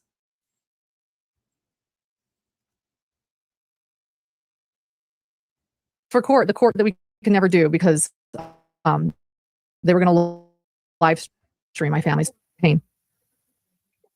Oh yeah, and in her declaration, Grayson reminds me, not only is this defamation, in her declaration, in response to my civil stock injunction, she actually doubles down and says he is not an adjunct professor. He is not. She is so convinced that we are evil and that we are dark and that I have done something terrible, even though she has not shown a single thing on her TikTok that I've ever done, that I am ashamed of, or true. Or even she has doubled down. So September 20th, 2025, we had to make this for court. To whom it may concern, my name is Dr. Michelle Paul, and I am currently the Assistant Vice President of Mental and Behavioral Health and Executive Director of UNLV Practice Institute of Mental and Behavioral Health. In addition, in service of its mission to address Nevada's mental health crisis, UNLV Practice houses an interdisciplinary training clinic that offers services to campus and community members. Previously, I served the UNLV Clinical Psychology PhD program as a community clinical training site. During my tenure as the ADCT, I became aware of Dr. John Matthias and his interest in developing a practicum site for the university, where he worked at Family and Child Treatment Fact as a clinical director. I interviewed Dr. Matthias on about 2007, and he agreed to begin accepting, supervising, and mentoring advanced level doctoral students into the newly developed practicum placement at FACT around that same time. As a consequence of his service to the community, and is typical of psychologists overseeing advanced practicum placements in collaboration with the clinical psychology PhD program at UNLV, I recommended him and he was conferred the title of Adjunct Assistant Professor in the Department of Psychology, College of Liberal Arts, on or about 2012. This recommendation was made after several years of committed service to our diversity in the community. It is worth pointing out that his position of Adjunct Assistant Professor of Psychology was considered a volunteer position, which is consistent with UNLV policy for adjunct professors in the community. This is what he is. That's what an adjunct professor is. And although I left my position as the Director of Training in 2023, I'm aware that Dr. Matthias has continued to supervise advanced doctor level students as recently as this semester under the supervision of that doctor, whose last name I don't want to butcher, the current Associate Director of Training for the PhD program. Because of his recent and ongoing professional relationship with UNLV's clinical psychology PhD program as an active and valued clinical supervisor and mentor, he would remain eligible for continued recognition as an adjunct assistant professor in the Department of Psychology, College of Liberal Arts at UNLV for the academic year 2025 to 2026. And by the way, can I say something out? Wait, am I there? Can people hear me? Okay. At any point, some of you are saying, why are you only telling me now? Because I am not who she is. I have a platform. She doesn't. She's not a true crime creator. I do. I have a platform. I've got hidden gems. I realized that at any moment I could have come on. I have a platform. And I just had to pull my civil stock injunction. I am not who she says I am.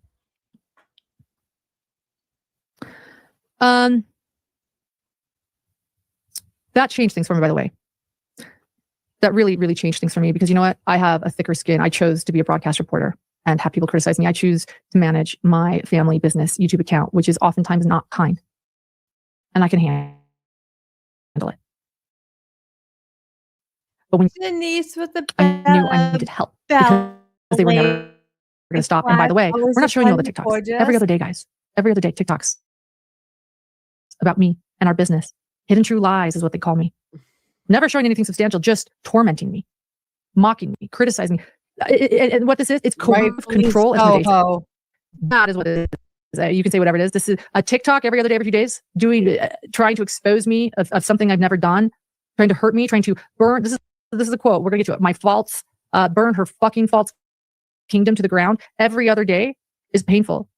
But I just kept going on, not doing a thing until this. And things changed for me. Because now it's escalating. A month later, it's escalating.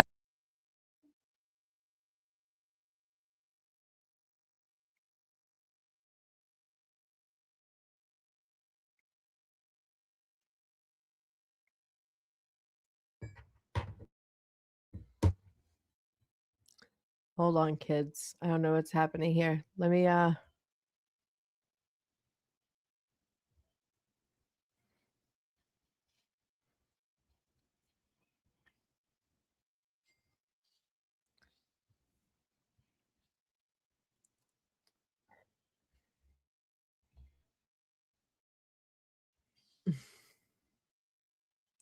don't know what's happening here.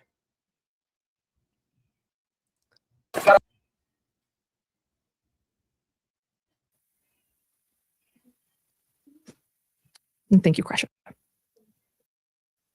Yeah, give us a second. By the way, we knew this live was going to be long. I think it's going to be longer than we thought it was going to be. And Grayson, you're rocking it. How's your back doing? You take breaking. You need to put on. Christina, look at this poor girl in her sock. Do I get out my snackies?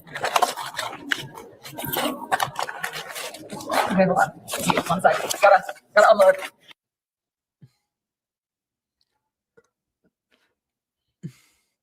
We're gonna start this over because there's one where they approach her. We're gonna look for it, and yeah, we'll do it after this one. So really quick, this isn't in order. We have a video for when they approach her, and we don't have the video right now, so we're gonna watch this, and then we'll just go back to that one. With the moderator shit, I just want to see you. This poor girl. All right, man. Do you know what's going on here right now? I mean, I make a lot of assumptions, but I'm assuming yes. Okay. Yes. Do you mind if I get a good phone number for your Yeah, because I called you guys yesterday too. Did you? Okay. Yes. This is yes. I called you guys yesterday. I had a feeling this was like she was gonna pull this. Okay. So we just don't want to blindside you. I would just want to make sure everything's on the same page, okay? No, I mean like to what like I obviously only know like what has happened like at my house. Okay. Like with that, but like I don't. Like in Utah or? Yeah, I live in Utah. Okay.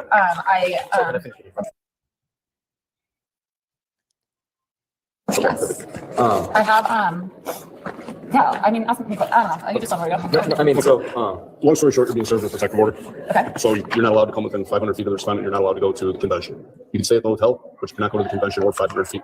Question. I've had these tickets booked since last June. If you violated the judge's order, we will arrest you and you have to go to jail. We don't have a choice about that. No, that's fine. I'm just asking questions. I know you're doing your job.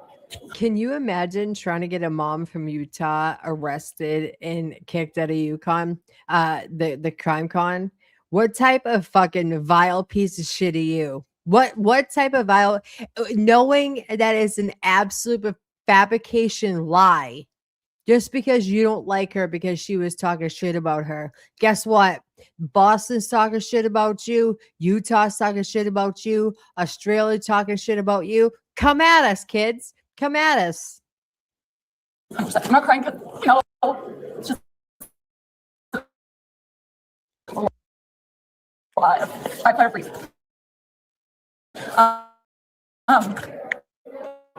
So, can I ask questions? Okay.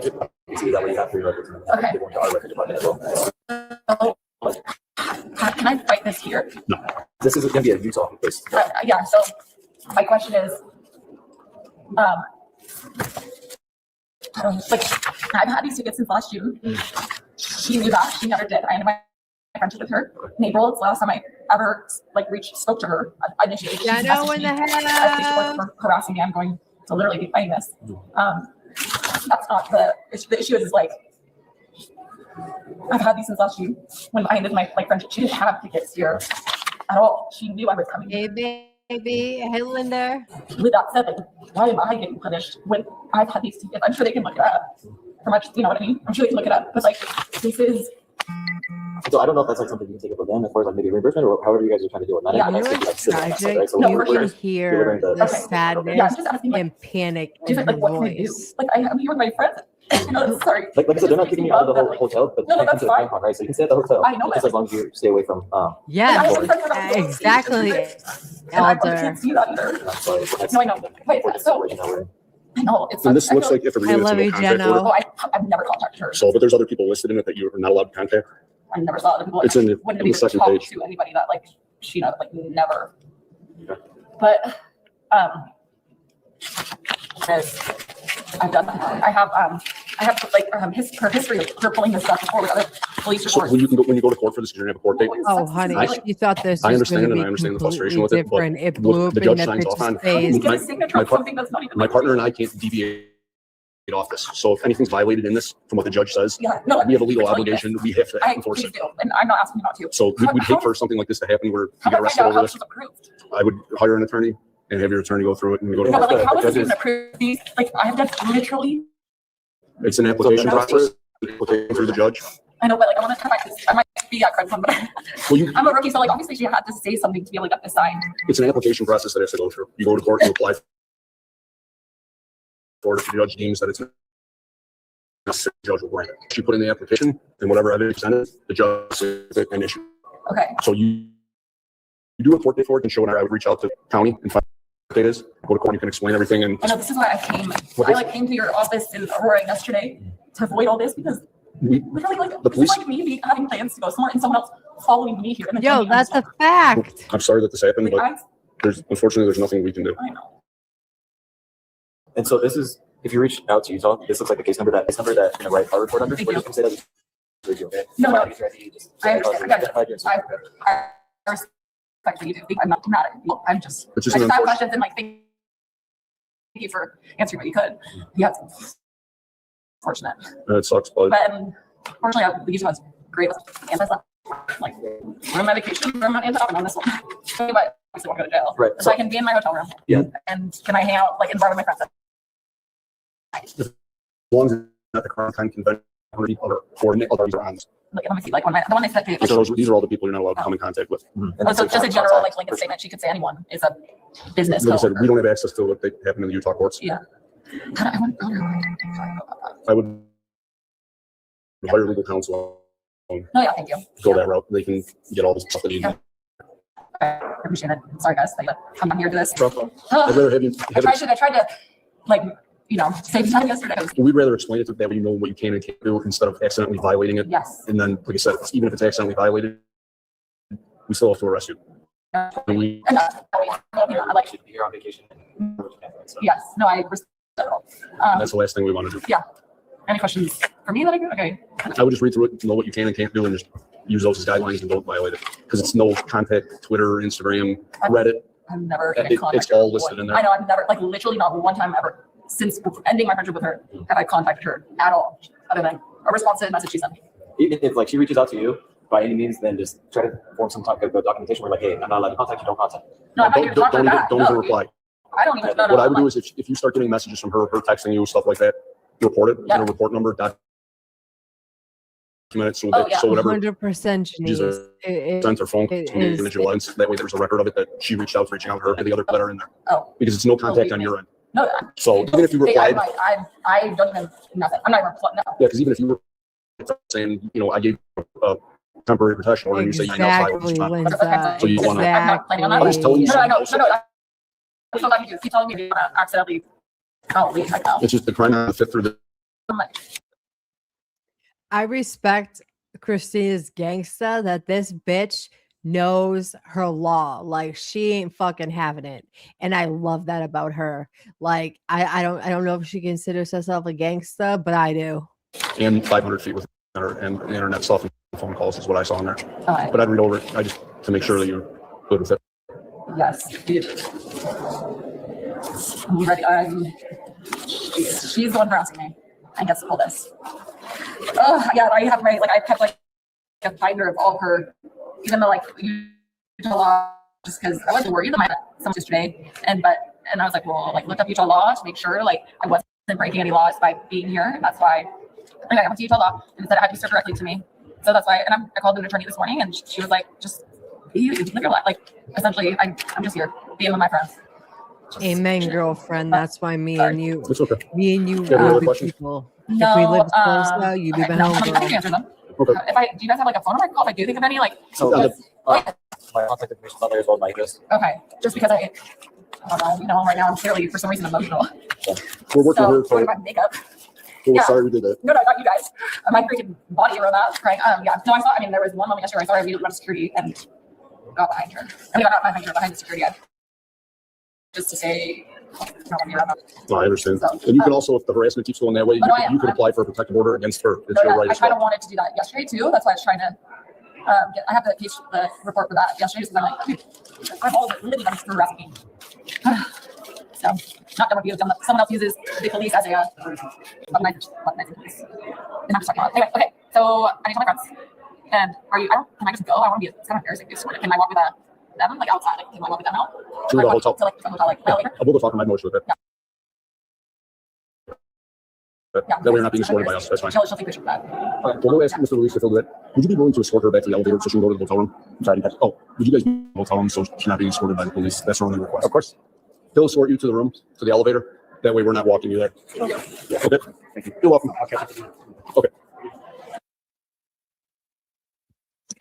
I'm just gonna leave it at that. You can decide what you think of that. We do have the body cam footage as well, as when the officers informed us that she had officially been served by Colorado officers as well. And I'm going to share that for transparency purposes because also at this this CrimeCon, she was seen a lot with Lori Hellis, someone who's recently been making videos of me. Another, I think, past contact that she chose to reach out to of mine. She's someone that used to appear on my channel, like many other people used to appear on my channel. And there have been rumors spreading about. No. No one's ever appeared on your channel other than fucking the victims that you have exploited. Lauren Hellis helped your channel because you have no fucking personality. You have nothing going on for you other than your fucking eyebrows and full lips that are not accurately natural. So let's be clear here, Lauren. Let's just be clear. Lori Hellis held your program all those times because your husband is a fucking putz and you have no talent. About what this was about and that I was enjoying this or somehow, I really don't understand it. So for full transparency, we're going to show you the body cam footage of when we were informed that she was served and that she had left and that we might be able to feel relief and enjoy CrimeCon. So here we go. Good. Are you Miss Lauren? Can we just take a moment to look down at Lauren's fucking hobbit feet that are not painted? Can we do that? When you pan down to the body cam, please look at those hobbit feet with non-painted tails, with non-painted nails. Did you get a copy of this yet? Yeah, we provided you. Okay, did you already have a copy? I'm looking around because I'm nervous. So, Sorry, there was somebody walking by. For a second. my partner and I, we explained everything to her, what she can and can't do. And we thoroughly explained that if she does violate it, she will be arrested. And she understands. Yeah, we gave her, it's official, we served her, gave her a copy. I already had the NCIC hit, we just got to call our records and say we served her. Soren say that And then I'll get you a Lauren, business card. We just got to write a quick little report that we served it. and ma'am, then, look at your you can have leader. it for your records as well. Thank you, officers or detectives. Sorry, I don't know. No, officers. Thank you. I'm not that cool. Yeah. I'm Volvon? Yes, And Raymer? Thank you guys. Yeah, You're welcome. because hobbit feet. We Just appreciate like it. You guys like Grayson. Listen to us. Well, we got information emailed us the other day. Yeah. Janice, you fucking crack. What was going on? So, but with these, somebody's hands. Right, and that's happened now. So now she has a copy of it. I left it with her. So. Thank you. And real fast, you mind if I just get your, do you have like an entity if I can take a picture real fast? Just, like I said, just so I can put it in the report. Absolutely, I understand. Yeah. And it's it seems like it's a no contact order, so there's not allowed phone, internet, any of that Brandon stuff. Vaughn. I don't hold it against her. Okay. Sorry about that. I love Brandon Vaughn. She's going through a I lot. have this and a driver's license. Do you have a preference? Whatever's easier. Have your driver's license. Perfect. Thank you.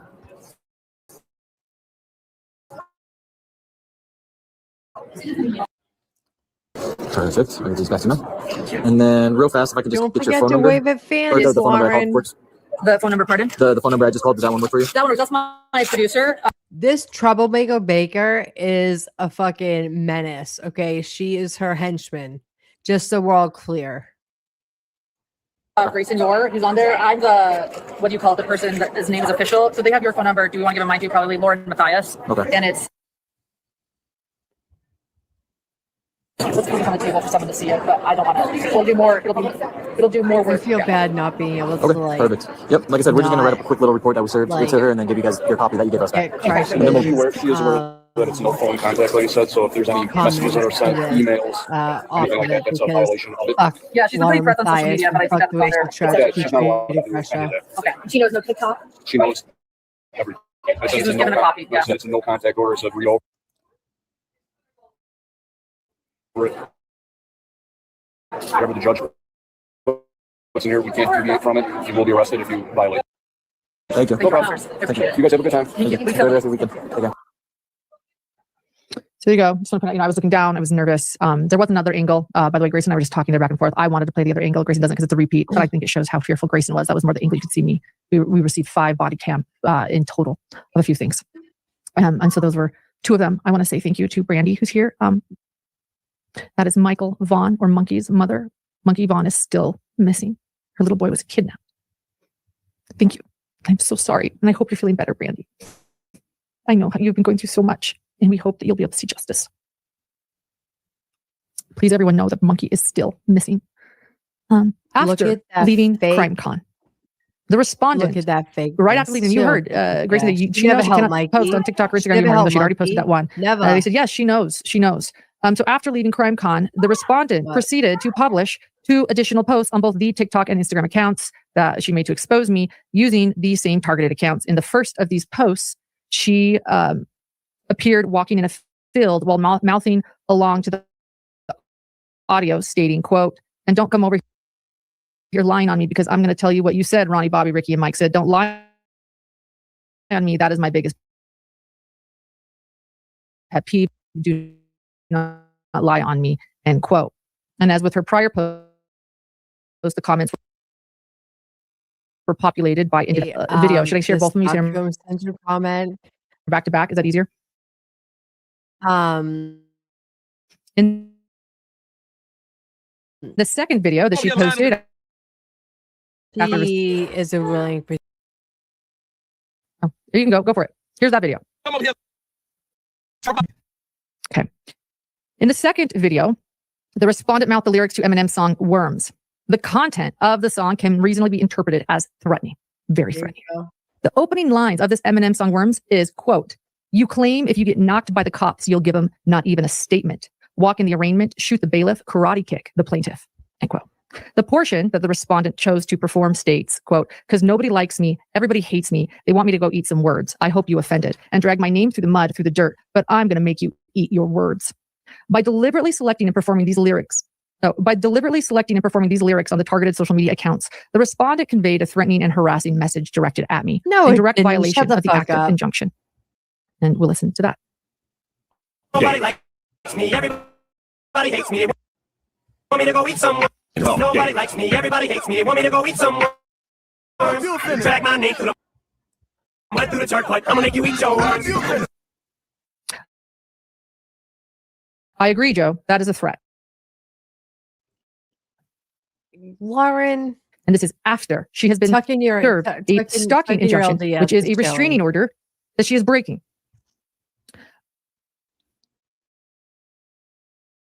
Additionally, evening, while I was in the bar area of the hotel, I observed the respondent standing just a few feet away from me, holding a camera. In light of her established pattern of targeting me through photographs, recordings, and videos, her close proximity with a recording device was extremely threatening and placed me in genuine fear for my safety. The respondent only departed after noticing that my producer, Grayson, was on the phone. At that time, Grayson was speaking with an officer from the Aurora Police Department to inform them. This conduct, occurring after she had already been warned by law enforcement earlier that day, as you saw in the body cam footage, demonstrates her intentional disregard of the stalking injunction and her ongoing effort to intimidate and harass me despite the court's order. The officers had reinforced over and over that she was to be 500 feet away from me at all times. And we have an exhibit of these bar photos, 1 and 2. I don't know if I can make, you're just going to show 1? Okay. Yeah, so let's just see if I can make it a little bit bigger. Does this help? Nope, doesn't help. Does this help? Nope, doesn't help. Good enough. Oops, and there I am. Sorry. Goodbye. Okay, so there it is. There she is. I wish you could see it a little bit closer, but she's there holding a camera while we're just sitting at a table comfortably right there. I later learned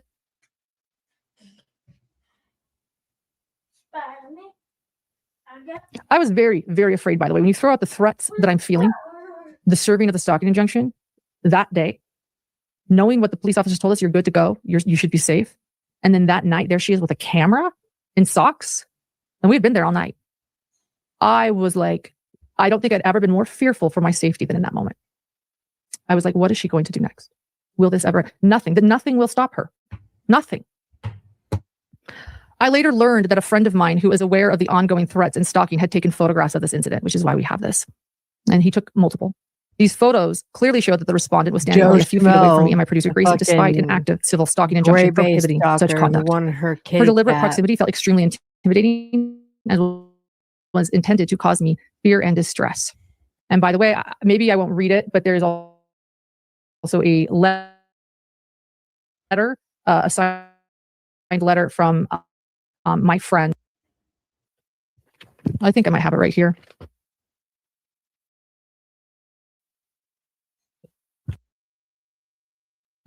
Okay.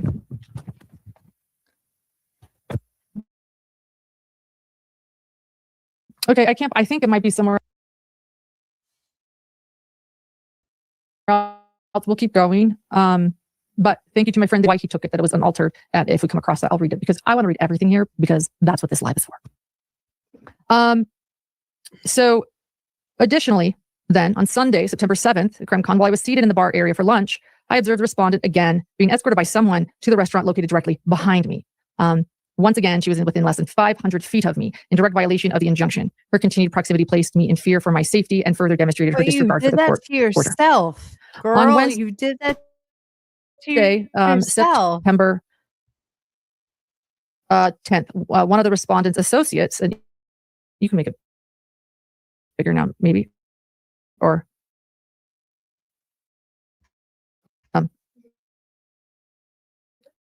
yeah, I think you're good. To published a video on her own YouTube channel. In that video, Lori Hall specifically discusses the civil stalking injunction, something I wanted to keep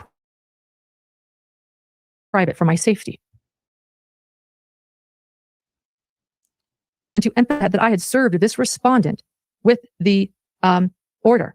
And again, this also plays into the stalker also reaching out to anyone and everyone that I have had professional relationships with. She reached out and then they became close and spoke. Yes. So let's pull up this portion of Lori Hallis' video. And let me also clarify that in the stalking injunction, it reads, do not recruit other people to do this with you. Because this has been a group thing. There are, as I pointed out, there are associates, there are people. This is a group bullying effort. Do not recruit other people. She has a stalking injunction. Here, let's listen to Lori Hallis.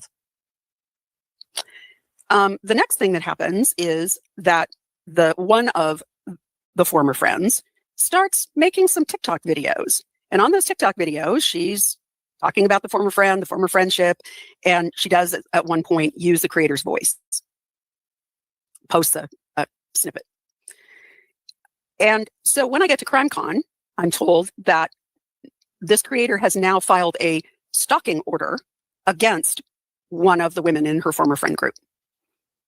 And on Friday morning, when everybody is just launching into, or I guess it started at noon, I think, on Friday, this group is met by local police who tell this person that you can stop those. She can't go to CrimeCon because there's a stalking order and Lauren is attending.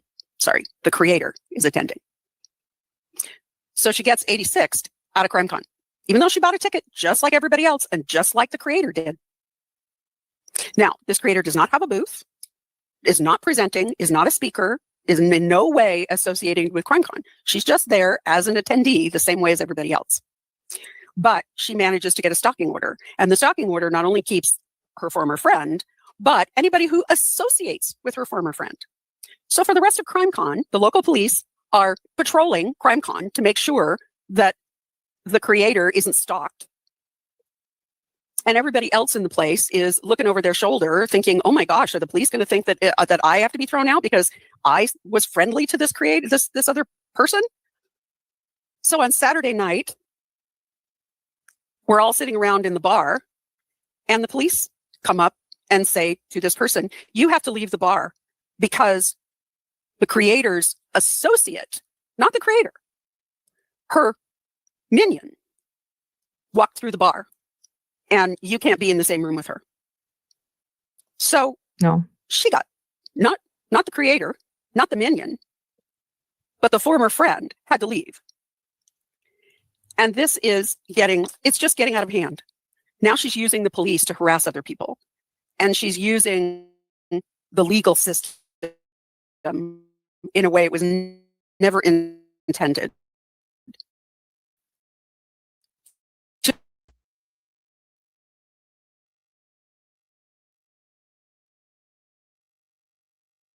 Her brother is a lawyer, and having him do a bunch of work for her. And the bottom line is, it's just wrong. I haven't talked to Lori Hellis in years. She hasn't reached out to me. I don't know what she's been told. I don't know why she did that. I'm already afraid for my safety. Very, very afraid. She hasn't been dealing with what I've been dealing with last month. And now she has gone publicly on Facebook to announce that I have a stalking injection at CrimeCon and that I'm wrong and that I'm harassing somebody. Like I can't win. Like I can't, I'm trying to solve this the right way. I'm trying to do the right thing. And no one will let me. Which is why we're all here tonight. And although the video that Lori Hellis posted has contained numerous false statements, the respondent publicly commented on Lori Hellis's video, and it's a small channel. Not a lot of people watch it. The respondent publicly commented on it, writing, "Thank you, Lori, thank you," followed by 4 crying face emojis. Do you have that? We're going to pull that up. I want you guys to see that. So she goes live, and what happens? My stalker is thanking her for doing her dirty work. Yes, this is called triangulation by abusers using coercive control, triangulation, and intimidation. She got somebody to do her dirty work. Okay, we have it. And while we pull that up, there it is. Thank you, Lori. Thank you. We covered the respondent and my stalker's name, but she did admit to writing this in her declaration. The fact that the respondent enlisted or encouraged someone to create and publish a public video about me has made me feel even more unsafe. It demonstrated not only her continued efforts to target me. Does anybody here think that she was unsafe ever? In no circumstances do I ever feel like she was unsafe. Do I believe that she wanted to milk her brother for sperm? Yep. Do I think that she should have went to her bedside of a brother who is dying instead of going to the fucking the Daybell trials? Yep. Like that goes to show her character. That's who she is. Directly, but also her willingness to continue to involve others in amplifying the harassment. This conduct constitutes the direct violation of the civil stalking injunction and has further escalated my fear for my safety. Following the publication of the YouTube comments online. Yes, after people watched Lori Hellis's live, I started getting threatening emails and comments on my channel telling me that I have, that I'm a harasser. And what are some? Do we have some of them? We don't have them pulled up. You know what? There's some of them here. I'll tell you what they say. I have them. They're black and white, but I have them here. Of course she does. My stalker is not a creator. My stalker is not. She is not a creator. She's not. So here we go. Here's an email I received. Lauren not shot her face after her behavior at CrimeCon. She lost subscribers. Someone else blocking other creators from attending CrimeCon with stalking complaints. Explain that. Kathy wants to know. So now tell us about CrimeCon. Who was stalking you? Why did you call police? So something that I wanted to remain private and quiet and discreet. Oh, someone else. I understand She petty was drama at never CrimeCon. How in unfortunate and disappointing. danger. This woman is Those are just a few of what started to happen. Girl, say it louder for the delusional. So the fact going respondent on here. encouraged someone, it demonstrated not only her continued efforts to target me directly, but also her willingness to continue to involve others in amplifying the harassment conduct constitutes a direct violation of the civil stalking injunction and has further escalated my fears for safety. Following the publication of the YouTube video about me, I received a threatening email and multiple threatening comments. These communications were a direct result in the respondent's involvement in creating and promoting that video. The threats were intimidating and hostile in nature, clearly intended to cause me fear and emotional stress. The escalation made me feel even more unsafe. Respectfully plead. I plead with this court not to grant the respondent additional time by continuing the evidentiary hearing. This is all you need, Detox, pleading. Since the injunction was entered, the respondent has repeatedly and willfully violated its terms, both in person and online, demonstrating an ongoing and escalating pattern of stalking, harassment, intimidation, and disregard for the court's authority. Each violation is placing me in fear for my safety and the safety of my family. To delay this matter any further would only embolden the respondent to continue her unlawful conduct and prolong the danger and distress I am forced to ensure. I therefore respectfully request that this court proceed with evidentiary hearing as Then scheduled. let me see it. Jana, is she Mormon? Very. Very. Proud of her religion as an LDS woman. Makes TikToks after coming home from church. Yes. And I want you to know that I don't hold that against any other beautiful people that are here and members of the LDS Church, including Nancy Jo Hancock, everybody else who I know are good and understand what it means to love your brothers and sisters. So I do not hold that against anyone else. But it's shocking, isn't it? Yes, she is. And she's a mother. So, number 3. I am the petitioner. Wait, number 3. Okay. This is my third declaration, because I asked, by the way, the court never responded to my pleading to make it permanent after that, which you only need 2 violations to actually have criminal charges and make a permanent stalking injunction. That did not happen for me. Number 3, I am the petitioner in the above entitled matter. I make this third supplemental declaration to provide the court with additional information regarding the respondent's conduct, as well as the impact it has had on my safety, peace of mind, and daily life. This declaration is not intended to repeat what has already been presented, but instead to supplement the cumulative graphs describe in detail the respondent's actions and their continued effect on my emotional well-being, professional life, and personal, also risen to the level of an existential threat to my life, my livelihood, and my family. I have felt as though every aspect of my safety and stability is under attack. This includes the ability to work without fear, to protect and provide for my family, and to live with even the basic sense of security. The respondent's behavior has forced me to question whether I can continue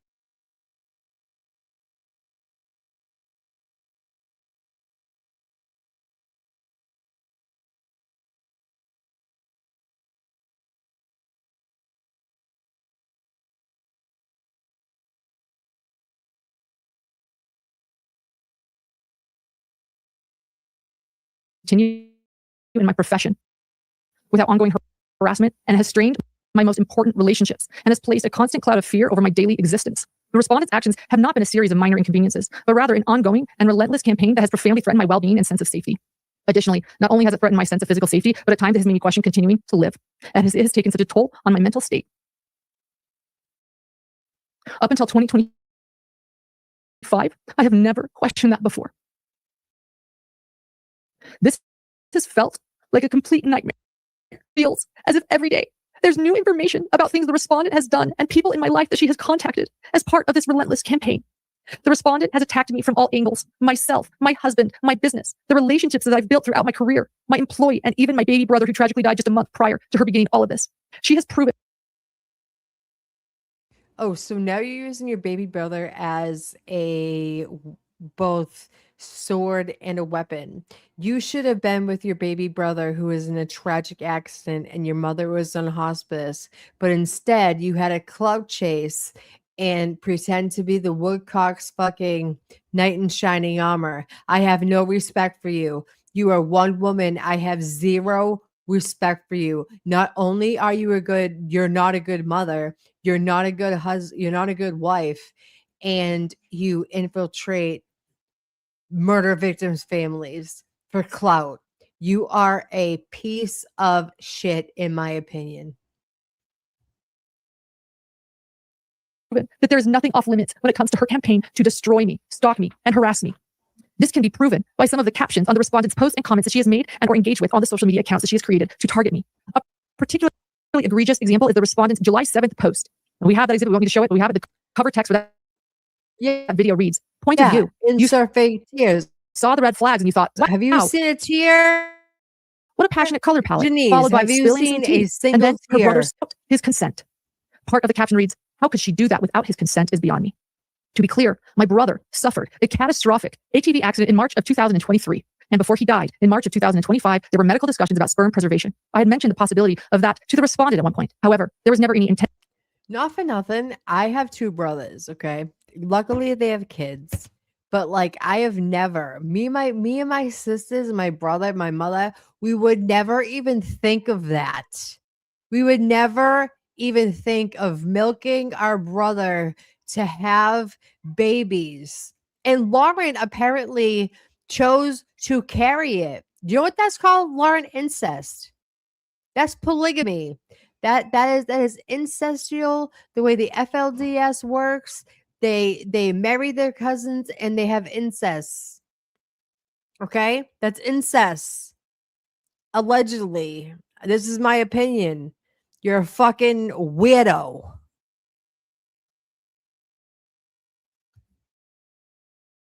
Like you learn from you heard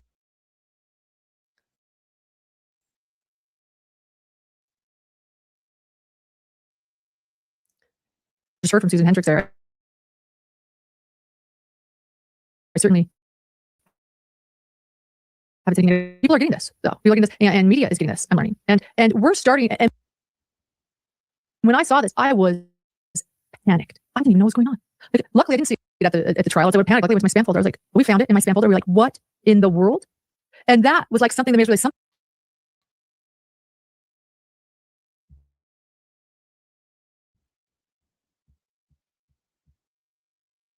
going on.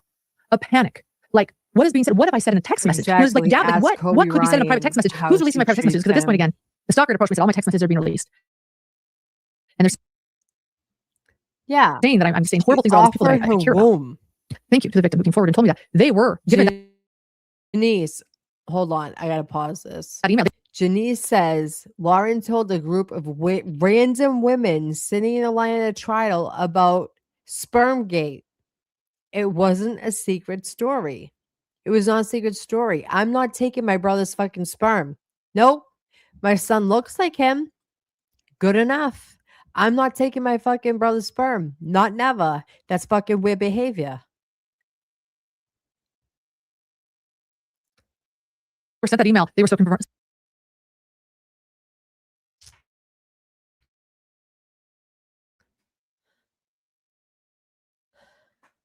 So they forwarded it on members Got in representing bed herself in with court. Lauren, And then who you got in bed with and was sending her fucking commissary money to get information, you fucking creep.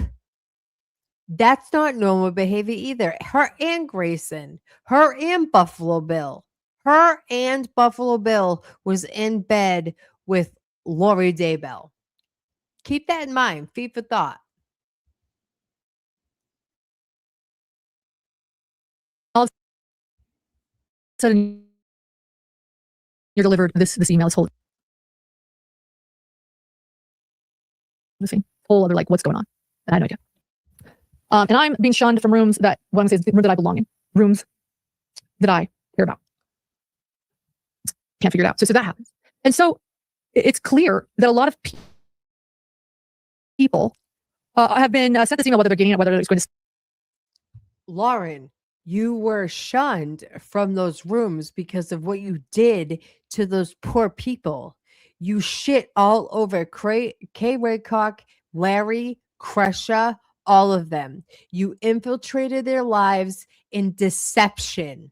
That's what you did. You had no authenticity or no empathy for these people. It was a fucking cash cow. Prove me wrong.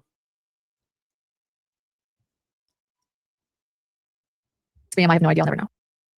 But a lot of adults are clearly receiving this. Ask me what's going on. So I'm taking some of these names and I'm trying to reach out to some of these people. No one's responding. I agree, Janice. Creators and journalists. Like, no, I'm like, what's going on? I reach out to victims about me. Someone said this creator is saying stuff about you. Oh, we What? have a What local have I done? celebrity hijack hell. So I tried to reach out to the creator once. I called them once. They didn't answer, and I texted them once asking to talk, and they didn't respond. Nobody's in the panic and confusion. Grayson Elda, said to call this creator that won't talk to me. That I've learned has been calling some of my professional contacts, but yet won't talk to me. And this creator, by the way, has talked to my ex-contractor, and that's what they're telling people. So I'm like, oh, okay. So, okay, we know that now. That helps. But neither of them are talking to me. So an ex-contractor of mine and a creator because are they now don't like calling you, ho. Okay. So Grayson's like, why don't I try to reach out to this creator? That's what she thinks to herself. And she gets a hold of this creator. And this is verbatim what they state on the phone. Yeah. And we're going to bring it up what they say, because this sets the stage for why police were called. I'm already panicking. I'm like, what is happening? What sort of smear campaign is going on about me? I am good. I care. So this is the verbatim of what the creator told Grayson. Quote, the only thing that I can tell you is there are so many people right now that are pissed, that are calling for her head on a platter. It is pretty much the message I can get. They are pretty much all, that's pretty much all. Okay, a head in the platter is like a figure of imagination. Like you're about to get blown the fuck up because you're a cunt. That's what that means, Lauren. You are so freaking delusional and so desperate to get people charges. This is what you do. You're a delusional hoe. All I know, it's just been a lot of mean things. Just in the first text or a text from someone that I don't talk to regularly. And it's like, oh my God. I just think from the messages I've seen, I would prepare for something publicly at some point. I don't know how or when. I just tell people that I don't want to know what's happening. So that way I can truly say I have no clue. Convenient, but they wouldn't talk to me. Seems like they actually do know something. There are a lot of people that are really, really, really pissed off right now. And that's really all I know. People are mad. I would say brace yourself based on a few things that I have heard here and there. Something's in the works. A couple messages I got were, keep an eye on your notifications because we're going to blow this shit up. I don't want to say it's over. It's kind of just getting ramped up. And that's reading the text messages that I've gotten. Brace yourself. Something's going to go big. Something's going to go viral. I'm not touching this. Yeah, I'm not getting my you're hands a dirty. dick. This creator, again, would not talk to me. Was also calling several of my professional contacts behind my back. But they don't know anything. They're not getting their hands dirty at all. Not one of those people reached out to me. I felt like Charles Vallow running around trying to figure out what's going on. Why am I being labeled dark? What did I do? What are they saying? What's happening? I have no idea. Except that I know two people allegedly involved in calling my contacts. That people I care about. Probably Lauren Matthias. And that they want my head on a platter. And that they have private texts of mine and I should be ready for something to go big. They're going to blow this shit up. Head on a platter. Would call me. No one would tell me what was going on. Just they don't like people you. that I thought were my friends, fellow journalists I thought were my buddies. They're not your no one friends. decided maybe we should call Lauren, find out what's going on. I'm going to stop this right here. Parasocial friends are not friends. Like I have friends from when I was like 14. I have like a group of friends that like are like my real friends. Parasocial friends, even though you're friendly, they're not your friends, right? They're not your friends. And especially when you act like this, they undercover hate you. They undercover haters. I said what I said. So with those threats, I remember now. I think you say it was you, right? Was it you? We were together. I don't know. This is the date of that police report, June 19th, 2025. And the type of report is threats.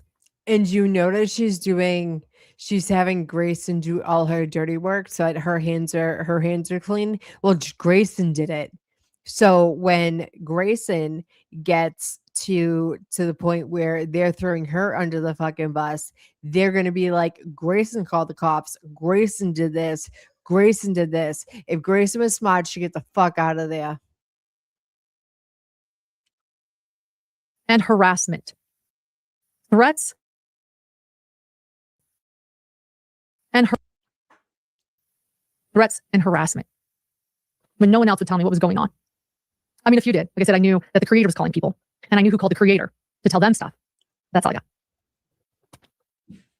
got. Look how mad she is. Look at her mad face. Let's read some of the police report. I did not call the police about my stalker. It had nothing to do with her. There was no TikTok account at this moment. Nothing. Just to brace yourself. This creator clearly knows stuff. Brace yourself for stuff to go public. But bro, we got nothing. 4 hours left. I don't know if we can make it. We may have here's some of the words from this local police report. Ex-employees are suspected of sending emails threatening to expose Lauren's victimized victims that she has worked with in the past. Yes.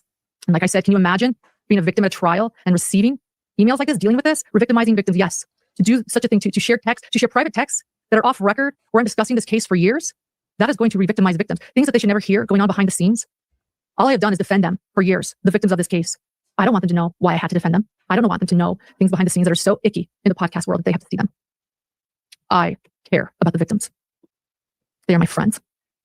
Some media persons have advised that they have received some copies of the emails and texts from another party, possibly an ex-employee. Only one email was sent to Lauren advising of possibly putting information out to the media, claiming that Lauren is not being truthful. And this email came from a Proton account. I showed you that Proton email. A law stated also, it does make it a misdemeanor to deliver defamatory statements to an editor or publisher if information is being released.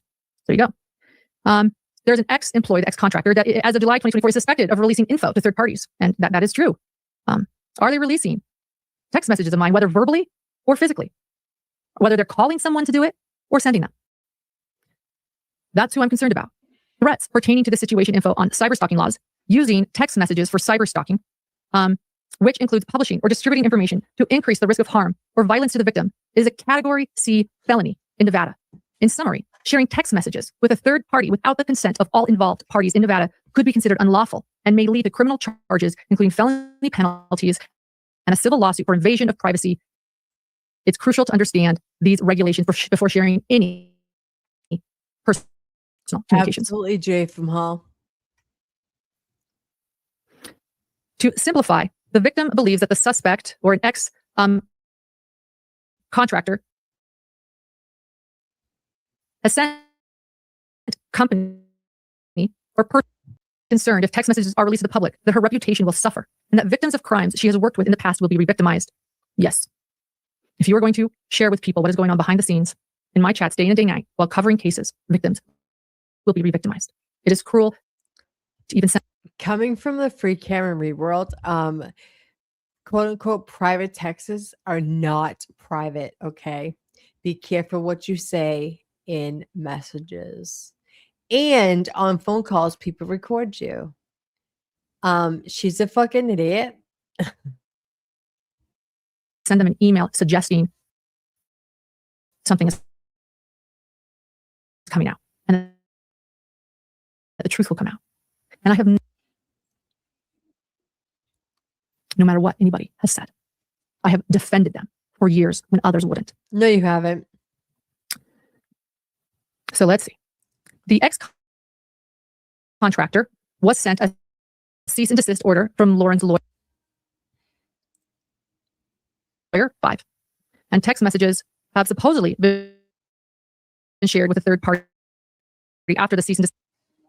Yeah, exactly. This order was delivered and served. Fake text messages. Do we have that Janice screenshot? Janice shows you how to do it publicly. Yeah, find it. Janice makes fake text messages. Let's find that, and we'll show them Janice making fake text messages. Yeah, that's a thing. Janice posted about that. Liar. How you can do that.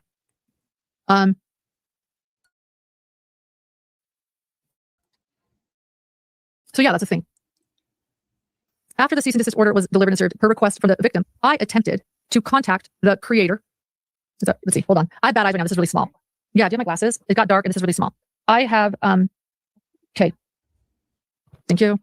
Guys, this is a new thing this year. I need reading glasses. Sucks. Okay, much better. Much better. So then they attempted to contact the creator. They left voicemail with both my ex-contractor and creator, who told us then they wanted my head on a platter, requesting a call back. Those were the two people we told them to call. Well, they called back, and the ex-contractor advised that she had not shared the info or text with anyone. That's false because, yeah, anyway. She was, even if reading them, she was concerned it could be Lauren's newer friends. The newer friends and employees had contacted my ex-contractor to ask her about my working relationship. What did we just learn? My stalker, I know the TikTok didn't exist. This is when I was just saying, hey, leave me alone. I feel threatened. She contacted my ex-contractor to learn about my past working relationships. Stalking. Torturous interference. No, that's not. Malicious. That's Why? Fucking gathering She was sitting, my stalker information. was sitting right next to me. Contractor angrily quit and said she never wants to speak to me again. And I cried and she hugged me. And now she's angry at me and she is reaching out to this woman to get dirt on me. Definitely a pod once again for a bit. This stalker Janice. is relentless Yes. and calling everyone I know and triangulating everyone to tell them lies, to spread fear.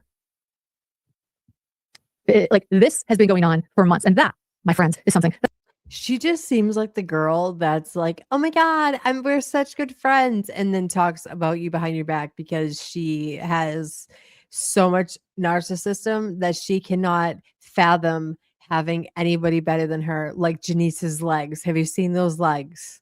She's jealous. She got the hobbit feet and Janice got runner legs.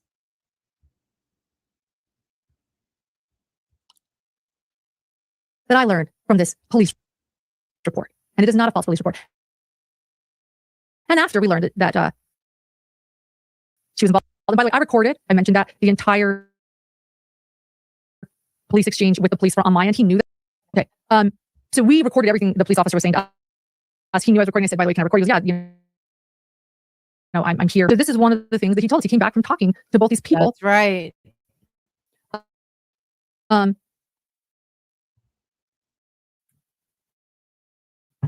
Like I'm having to figure this out on my own, like a journalist, about a single journalist or anyone else is reaching out to me, but I'm figuring it out. Friends are reaching out. Friends are telling me when somebody's calling them. They're coming clean. So we're going to pull that up. But essentially, the police officer comes in and says, so I talked to the ex-contractor, and they're saying that they brought up the stalker's name. So they mentioned the stalker, not us. We're like, oh, really? Huh. So here we go. This is from my recording that was taken with permission from officer who knew that I was recording while he was investigating my report. Lauren, I say, what are they saying?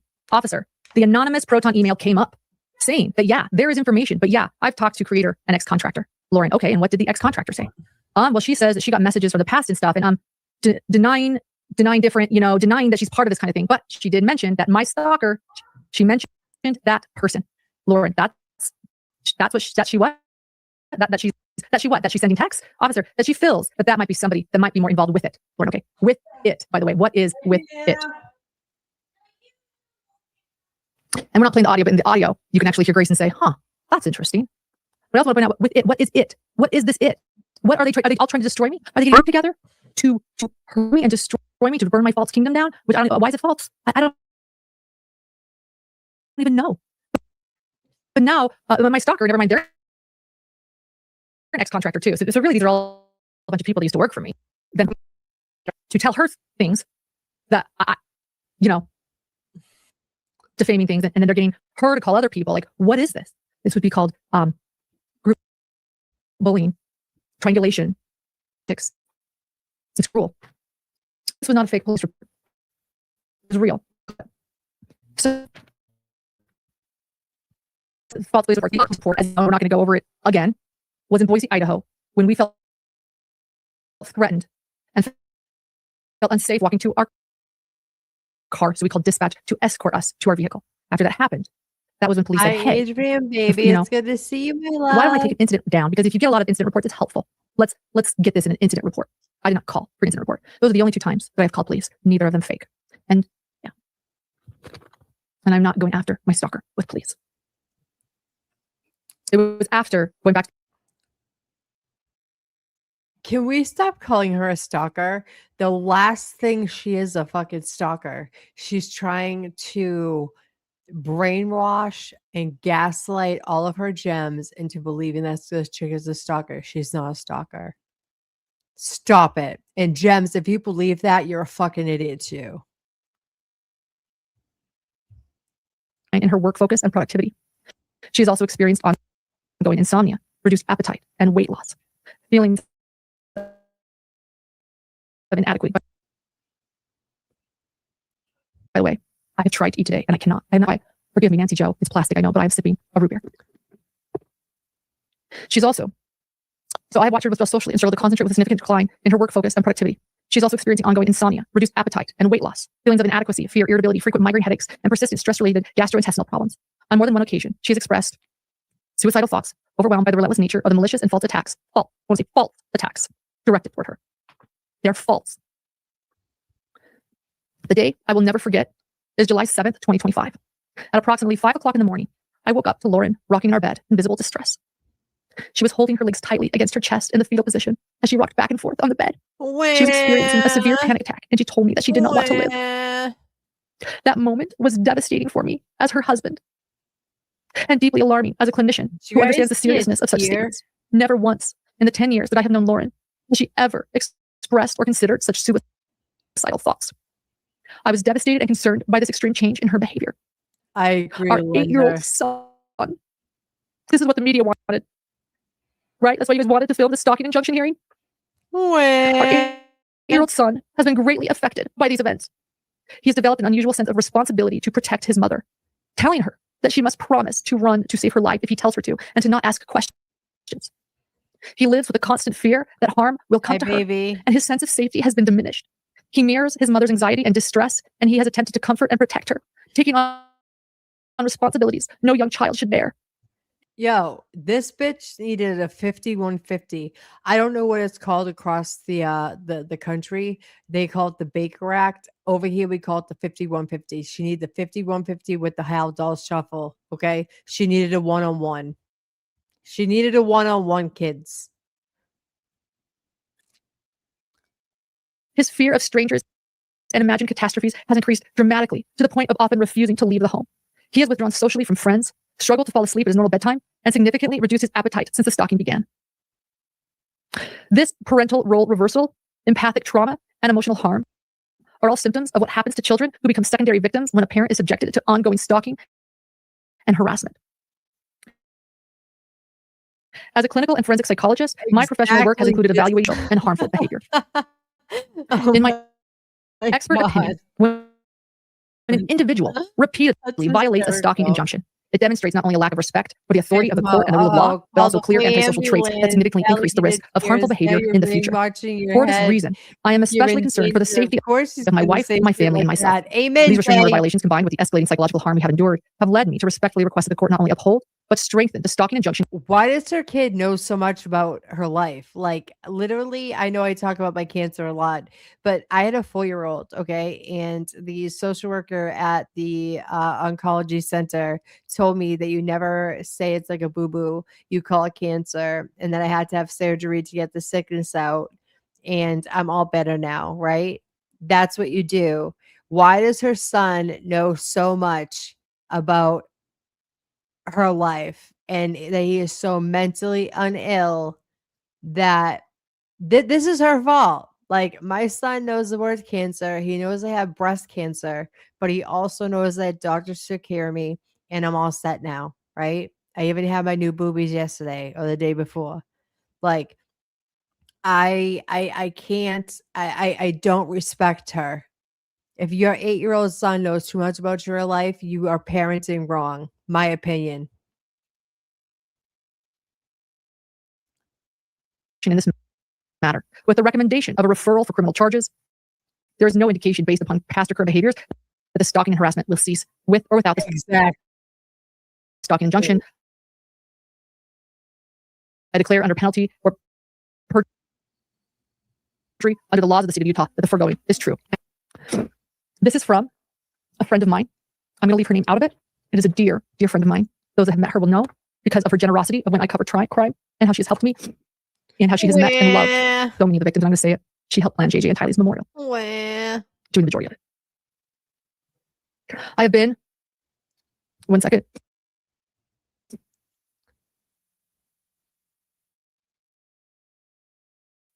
Adrian, have you seen them? They're straight across like grew from the Minions. That memorial, by the way, because of the bullying of one of the accomplices, JJ and Tylee's memorial, one of the accomplices wasn't allowed in that memorial, not because of me, because of bullying of someone else. So I was just reminded of that. Hence the silence. But yeah, so Linda, nothing. The same person. But if you want to, I guess it's projected. If you want to know, like, who's the problem? Because one of the rumors about me, and I was waiting for the answer, because you guys are probably wondering what I've done nothing. One of the rumors is that I say terrible things about victims of crime. That's one of the biggest rumors. My entire heart and soul. No, you don't. And I say that because that has gone around to several places, including media. I don't. Months. It's false and it's defamatory. You haven't seen his my friend planned months for the memorial for JJ and Tylee. Op. And I helped. I didn't live stream. I didn't cover it. I also was there. We were roommates at the time. We did it for those children.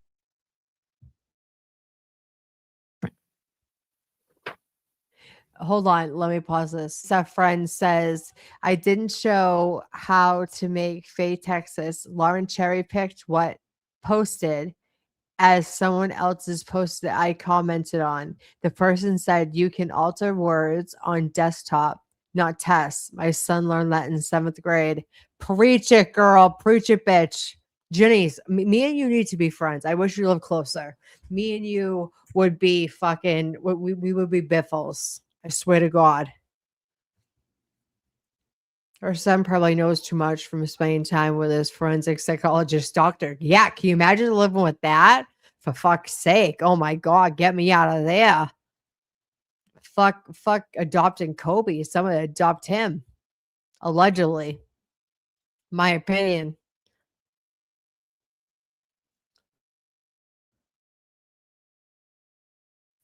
Exactly. So in other words,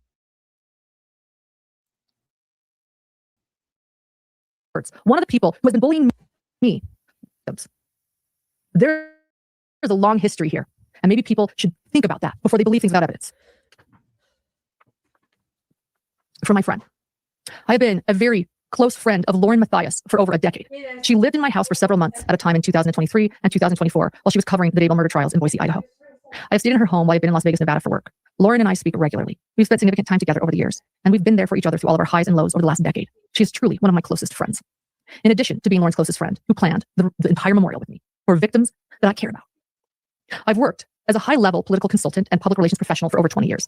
I have helped lead large political campaigns and organizations, including Nevada State Director and Western Regional Political Director for Governor Mitt Romney's 2012 presidential campaign, National Deputy Political Director for Secretary of State Marco Rubio's 2016 presidential campaign, Regional Political Director and National Deputy Political Director for the Republican National Committee, Chief Operating Officer and Executive Director of the California Republican Party. Additionally, I've helped elect several members of the Congress, a U.S. Senator, and several governors. Let's leave politics out of this, by the way. I'm sharing her resume. It's important. This is an amazing woman, no matter what side of the aisle you're on. And she knows politics. As a professional in the political and public relations space, I regularly encounter untruthful statements, misinformation, threats, dehumanizing language. Do you have something to pause real quick? So just to confirm what I said about one of the bullies not being allowed in the memorial, we received a text with the official document that was given to security with her picture to say she is not to be allowed in the memorial. And this is one of the accomplices that is smearing me.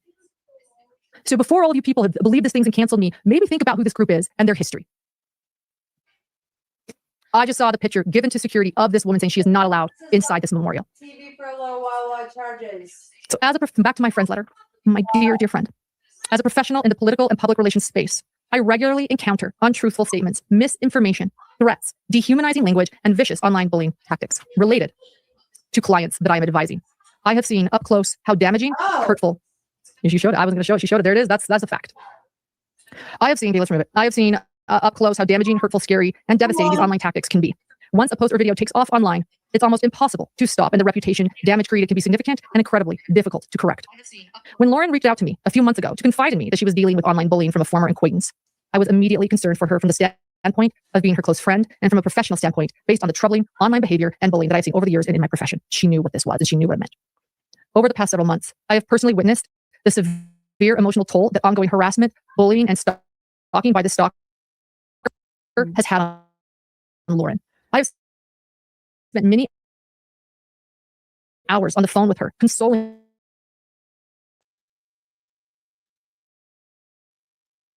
fear, not only for herself, but also for her husband and young son. She has been deeply stressed, depressed, and worried about her safety, her family's safety, her reputation, and her business, that she her down emotionally and affected her mental health and peace of mind in a very, very real way. Lauren has expressed to me her constant fear for her safety and for the safety of her business, professional relationships, and reputation.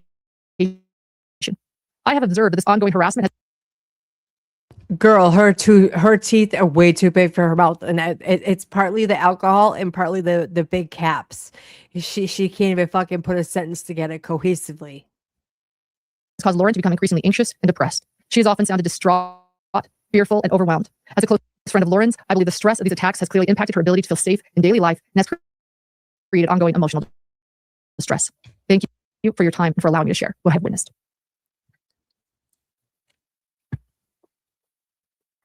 Another letter from a dear friend. Never thought we'd still be here. But if I'm going to do this and do it right, we're going through everything. Grace and I said we're here for the long haul. This was written by my dear friend Susan Hendricks, that many of you know. She was the anchor of HLN and a former anchor of CNN, and has become a dear, dear friend. And she has witnessed a lot of this. Fuck Susan Hendricks. And Susan offered to write this, and Susan was going to testify at my stalking injunction hearing on Thursday that I have now withdrawn from to protect my family. Lori Hollis was going to be the witness for the respondent for my stalker. Let her, like I said, I've talked for years. Here's Susan. That is at the Clue Awards at CrimeCon, where I was able to see the victims of Delphi, Indiana, rewarded, as well as the officers and prosecutor. My name is Susan Hendricks. I'm a former anchor for CNN and HLN, as well as an author. I first met Lauren Matthias in the fall of 2024 while reporting on the highly publicized double murder trial in Delphi, Indiana. The trial was among the most intense that I have ever covered in my career, with no cameras allowed inside the courtroom. It demanded long days, sleepless nights on the courthouse steps, and hours spent waiting in line just to gain access. It was under these extraordinary circumstances that I became acquainted with Lauren, not only as a fellow journalist and colleague, but very quickly as a friend. Over time, I came to know Lauren Matthias and her producer Grayson on a more personal level. I became familiar with Lauren's mannerisms, her temperament, and the way she conducted herself on a daily basis. In January, Grayson contacted me. In January, my eyes are getting blurry, guys, and I'm old. I need reading glasses. In January, Grayson connected me to the stalker via text because I was looking for someone to help me with some graphic design work. And by the way, I don't want anyone to go unsubscribe from anyone, but this is Headline Crime with Susan Hendricks, and go subscribe to her. She's amazing, and she's working, on now becoming an independent journalist, and we need her in this community. If you want to support me, go support Susan. In January, Grayson connected me to the stalker via text because I was looking for someone to help me with some graphic design work. The stalker and I sent a few texts back and forth, but nothing was ever set in stone or official. Thank God. Fast forward to April of 2025, and Lauren and I began covering the same trial in Phoenix, Arizona. On April 9th, I plan to miss the morning session of court. At some point that month, okay. I showed up at their Airbnb a little while later, and Lauren was in a state that I had never seen her before. Lauren was extremely emotional and told me that the stalker had confronted her in the courthouse about calling her annoying in a text. Lauren said that her past messages with former contract employees were being sent out because they were angry at her. I reassured Lauren that everything was going to be okay and that she would get through this. When the social media post started in June, the shift in Lauren became even more apparent.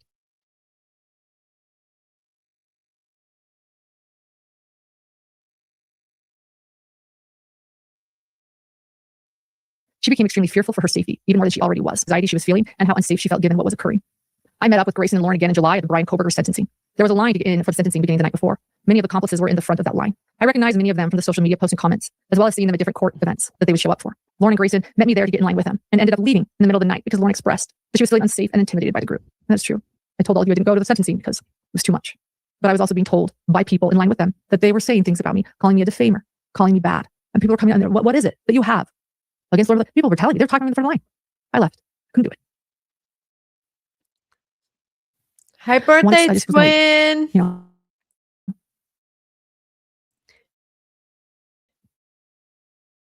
Always good to see you, baby.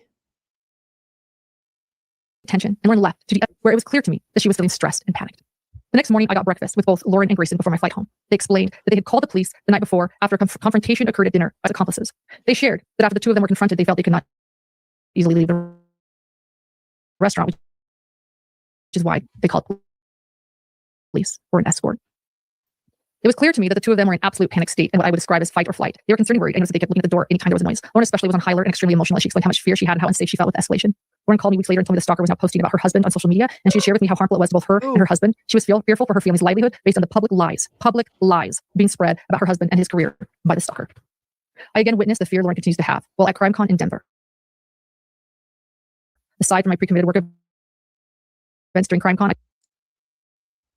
I tried to stay with Lauren as much as possible for the duration of the convention. When being trained as a journalist, you are trained to be non-emotional, to have thick skin and push through things. It is extremely clear to me from conversations I've had with Lauren that she has tried to remain that way, but at this point she no longer can. I witnessed increased fear and stress in Lauren over the last several months, and I've become very concerned for her and her safety as the stalking and harassment continues.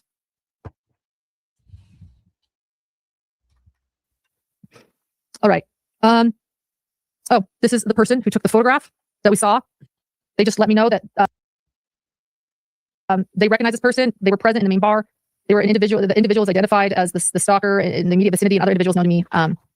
Whereas the stalker was reported to me to have been served with a restraining order and other similar legal documents. It appeared, based on my personal visual observations, that the stalker may have been in violation. So I took photos. I estimated the actual distance. When I took the photos, approximately 20 feet. I documented the location. This was taken at 10:17 p.m. on September 5th, 2025. The photographs were provided without alteration. This is from Patricia Griffith. manager of Web Sleuths. Thank you, Tricia. My name is Patricia Griffith. I am a close friend and colleague of Lauren Matthias. I'm also the manager of WebSleuths.com and the host of the Web Sleuths Live YouTube channel. I'm writing this affidavit in support of Lauren Matthias, who is someone I deeply admire and respect. Recently, due to the actions of the stalker, I've spent long phone conversations with Lauren, listening to the fear in her voice. It is heartbreaking. I'm genuinely scared for her. Lauren lives in constant uncertainty, never knowing what horrific thing the stalker will post next on TikTok, what unstable person might act on the false accusations, or what stranger might call her husband's university with outrageous claims. She has to watch over her shoulder whenever she appears in public, ensure someone is following her. The stress of waiting for the next attack has robbed her of sleep and placed tremendous strain on every aspect of her life. Lauren is not a dramatic person. She does not exaggerate. She is professional, composed, and a truly wonderful friend. To hear the stress and fear in her voice has been devastating, and it must stop. Criticism of someone's work is one thing. It's true. Criticism is fair. Criticize my work all you want. Criticism of someone's work is one thing, but setting out to destroy a person, to incite fear, and to threaten their livelihood is reprehensible, harmful, and flat out wrong. No one should be subjected to this kind of harassment for simply doing their job. Feel free to contact me if you have any questions. Sincerely, Patricia Griffith. Go subscribe to Web Sleuths too. Let's not unsubscribe from anyone. We don't do cancel culture here at Hidden True Crime, but we do support one another. You want to support? Go support Susan. Go support Web Sleuths. Okay. This is, let's find out what, this is important. Guys, okay, this is really important. Bear with me. This is what I'm thinking. I have to use the restroom. You remember that one body cam footage thing that we never shared? Why don't you put that on? You guys can watch the other angle of us, and I'll run to the restroom, and we're going to dig into this because this next thing is really important. And I'm wiggling. I've had a lot of water, and my mouth is still dry. I'm sorry, guys. I'm nervous. Lauren, I'm great. So, did you get a copy of this yet? Yeah, we did. We provided them to you guys. Okay, she already have a copy, so we'll give you another copy. Hi, sorry, there was somebody walking by that. A friend who has with her, so I just wanted to look at My partner and I, we explained everything to her, what she can and can't do, where she can be and can't be. And we thoroughly explained if she does violate it, she will be arrested. She understands. Yeah, we gave her, it's official, we served her, gave her a copy. I already have the NCIC hit, we just got to follow our records and say we served her the copy. If you, we just got to wait for the report that was sent, and then we can have to do it. Thank you, officers or detectives. Sorry, I don't know. Okay. What were your guys' names? Yeah. Boban and Reimer? Thank you guys. Thank you, officers. We appreciate you guys live funding the Bobby Joe's Maria. This is the first people that listen to us. Well, we got information emailed to us the other day. Yeah. So we kind of already had a heads up of what was going on. Yeah. So, like, with these, they're not official until you put a copy in somebody's hand. Right. And that's happened now. So now she has a copy of it. I left it with her. So. Okay. Thank you. Real fast, if I just get you, Absolutely, understand. Yeah. Yes. And we all, and it's a no, it seems like it's a no contact order, so there's not allowed phone, internet, any of that stuff. Sorry about that. I have this and a driver's license. Do you have a preference? Oh, there's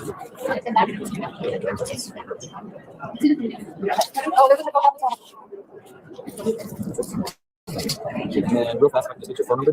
Yes. The phone number, the phone number, pardon? the phone number I just called. That's my speaker, Gracie Moore. He's on there. I've what do you call it? The person that his name's official. So they have your phone number. Do you want your mind to probably Lauren Matthias? And it's I don't want to. It'll do more. It'll do more work. Yep, like I said, we're just gonna write a quick little report that was sent. Thank you. And then she is aware that it's no phone contact, like you said. So if there's any messages that are sent, emails, anything like that, that's a violation of it. Yeah, she's a pretty present on social media, but I think that it's on there. Yeah, she's not allowed to do any of that. Okay. She knows no TikTok. She knows everything. She was given a copy. I said it's a no contact order, so read over it. Whatever the judge puts in here, we can't deviate from it, and we'll be arrested if you violate this. Okay. Thank you guys. We appreciate it. Thank you, officers. Appreciate it. You guys have a good time. Thank you. We totally. Thank you. All right. Okay. Next thing. It's important because I kept saying throughout this thing, we're going to cover some things. All right. About police reports and what was really going on with police, because I've been accused of abusing the law, of abusing police, making false police reports. So let's get into this. It's a big deal. This is the respondent through counsel, meaning my stalker, filing this memorandum in opposition for the request of a civil stalking injunction. This is why she feels it's unnecessary. I'll just read it and I'll pull a few things. I think there are the arguments I suspected that her counsel. Let's just read it. Let's just get through this. So her response, in other words, why she doesn't despair.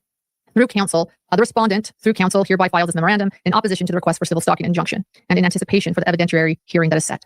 The court should deny the requested injunction. Petitioner Lauren Matthias is a public figure with hundreds of thousands of subscribers and followers on YouTube and a variety of other platforms.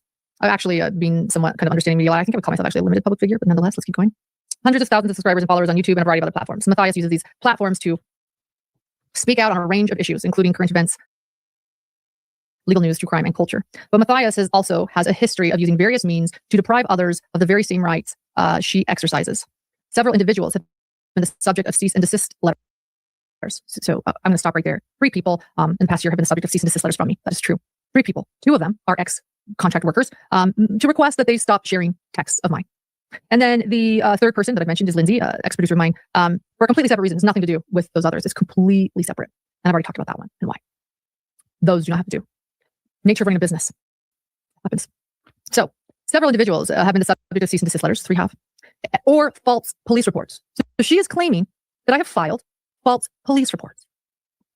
The requested injunction is simply Matthias's latest device to shut down speech with which he disagrees. And now, because they are accusing me of filing false police reports, which I take very seriously, we're going to go over these police reports. We're going to go over these police reports. So, let's talk about the first one. The first time I called police. It was in where I live. And let me tell you about what's happening at this moment. I'm shunned at the last Lori Daybell trial, many people, and I'm not understanding why. That's why luckily I just kept doing my work, and I did it well. And I am so proud of my coverage, the trial and the justice I saw. Not by anyone I love, but people that I thought were friendly, and it was confusing when they talked to me. It's very weird. So I started to learn. Let me make sure I get this right. I started to learn about why that was happening. I got a call from a victim, and this victim, months later, let me know about a Proton email. And this email, what is a Proton email? I didn't know what a Proton email was. An email, just get ready, we don't show you, I'll just explain it, we'll talk about it. An email that is sent through Proton means it's anonymous, you can't look it up, it's very protected, it's a protected server. An email from Proton, like an email address, a Proton email address, meaning it's protected, it's how you hide your identity and make sure no one can track you ever. And it was after the trial months later, and this victim decided to let us know that this email went out from a Proton email address about me and Hidden True Crime and my husband. It's called Hidden True Lies. And so we learned about it from him and realized we also had received the same email because everybody mentioned in this email received this email. And this was during the trial, during the last trial. And we had no idea until this victim came forward to let us know this was going on. And and let's just show it. This is the Proton email that we call is going to come up later. Can you show that now? So let's see if I can read it. If you only knew 11, and it's a Proton, so you can't see who said this is the truth will come out. Hidden True Crime, more like Hidden True Lies. All of it will come to light. Your trash talking Kay Woodcock and Heather Daybell and Gigi and Justin Lum and Nate Eaton and Ashley Banfield and Susan Hendricks and Rob Wood and Rachel Smith and Ray Hermosillo and on and on and on and on. All of them are blind copied on this email, and your text messages will prove it. I know you had a sent you night during the trial. Awful email. Can you imagine being a victim of a crime and receiving an email like that? And a lot of creators got it too. I don't know. I can't even tell you. I have not trash talked those people. One of them you just heard from. One of them is my very dear friend, Susan Hendricks. Other people I adore and love and consider that. What I mean is that many of them are my dear friends, but like you learned from, you heard from Susan Hendricks there. I certainly haven't said anything about her. I don't know what this is. Never said anything about these people. So people are getting this. So people are getting this, and media is getting this. I'm learning, and we're starting. And when I saw this, I was panicked. It was months later. I was like, "What is going on? Has there been a smear campaign? Is that why people aren't talking to me? My phone had been completely silent. I didn't even know what was going on. Like, luckily, I didn't see it at the trial. I would panic. Luckily, I went to my spam folder. I was like, well, we found it in my spam folder. We're like, what in the world? And that was like something that made me realize something's going on. A smear campaign is going on about me. What is happening? And it's also a panic. Like, what is being said? What have I said in a text message? It's like doubt. Like, what could be said in a private text message? Who's releasing my private text messages? Because at this point, again, the stalker approached me. Said all my text messages are being released, and they're saying that I'm saying horrible things about all these people that I care about. Thank you to the victim who came forward and told me that they were given that email. They were sent that email. They were so concerned they forwarded it on to somebody else. I can't imagine being victims, and you're dealing with Lori Vallow Daybell, a serial killer who killed your family members, representing herself in court. And then all of a sudden you're delivered this email, this whole other, like, what's going on? I had no idea. And I'm being shunned from rooms that, what I'm saying is rooms that I belong in, rooms that I care about. Can't figure it out. So that happens. And so it's clear that a lot of people have been sent this email, whether they're getting it, whether it's going to spam, I have no idea. I'll never know. But a lot of adults are clearly receiving this email, and nobody, creators, journalists, nobody's reaching out to me. Nobody's asked me what's going on. So I'm taking some of these names and I'm trying to reach out to some of these people. Well, no one's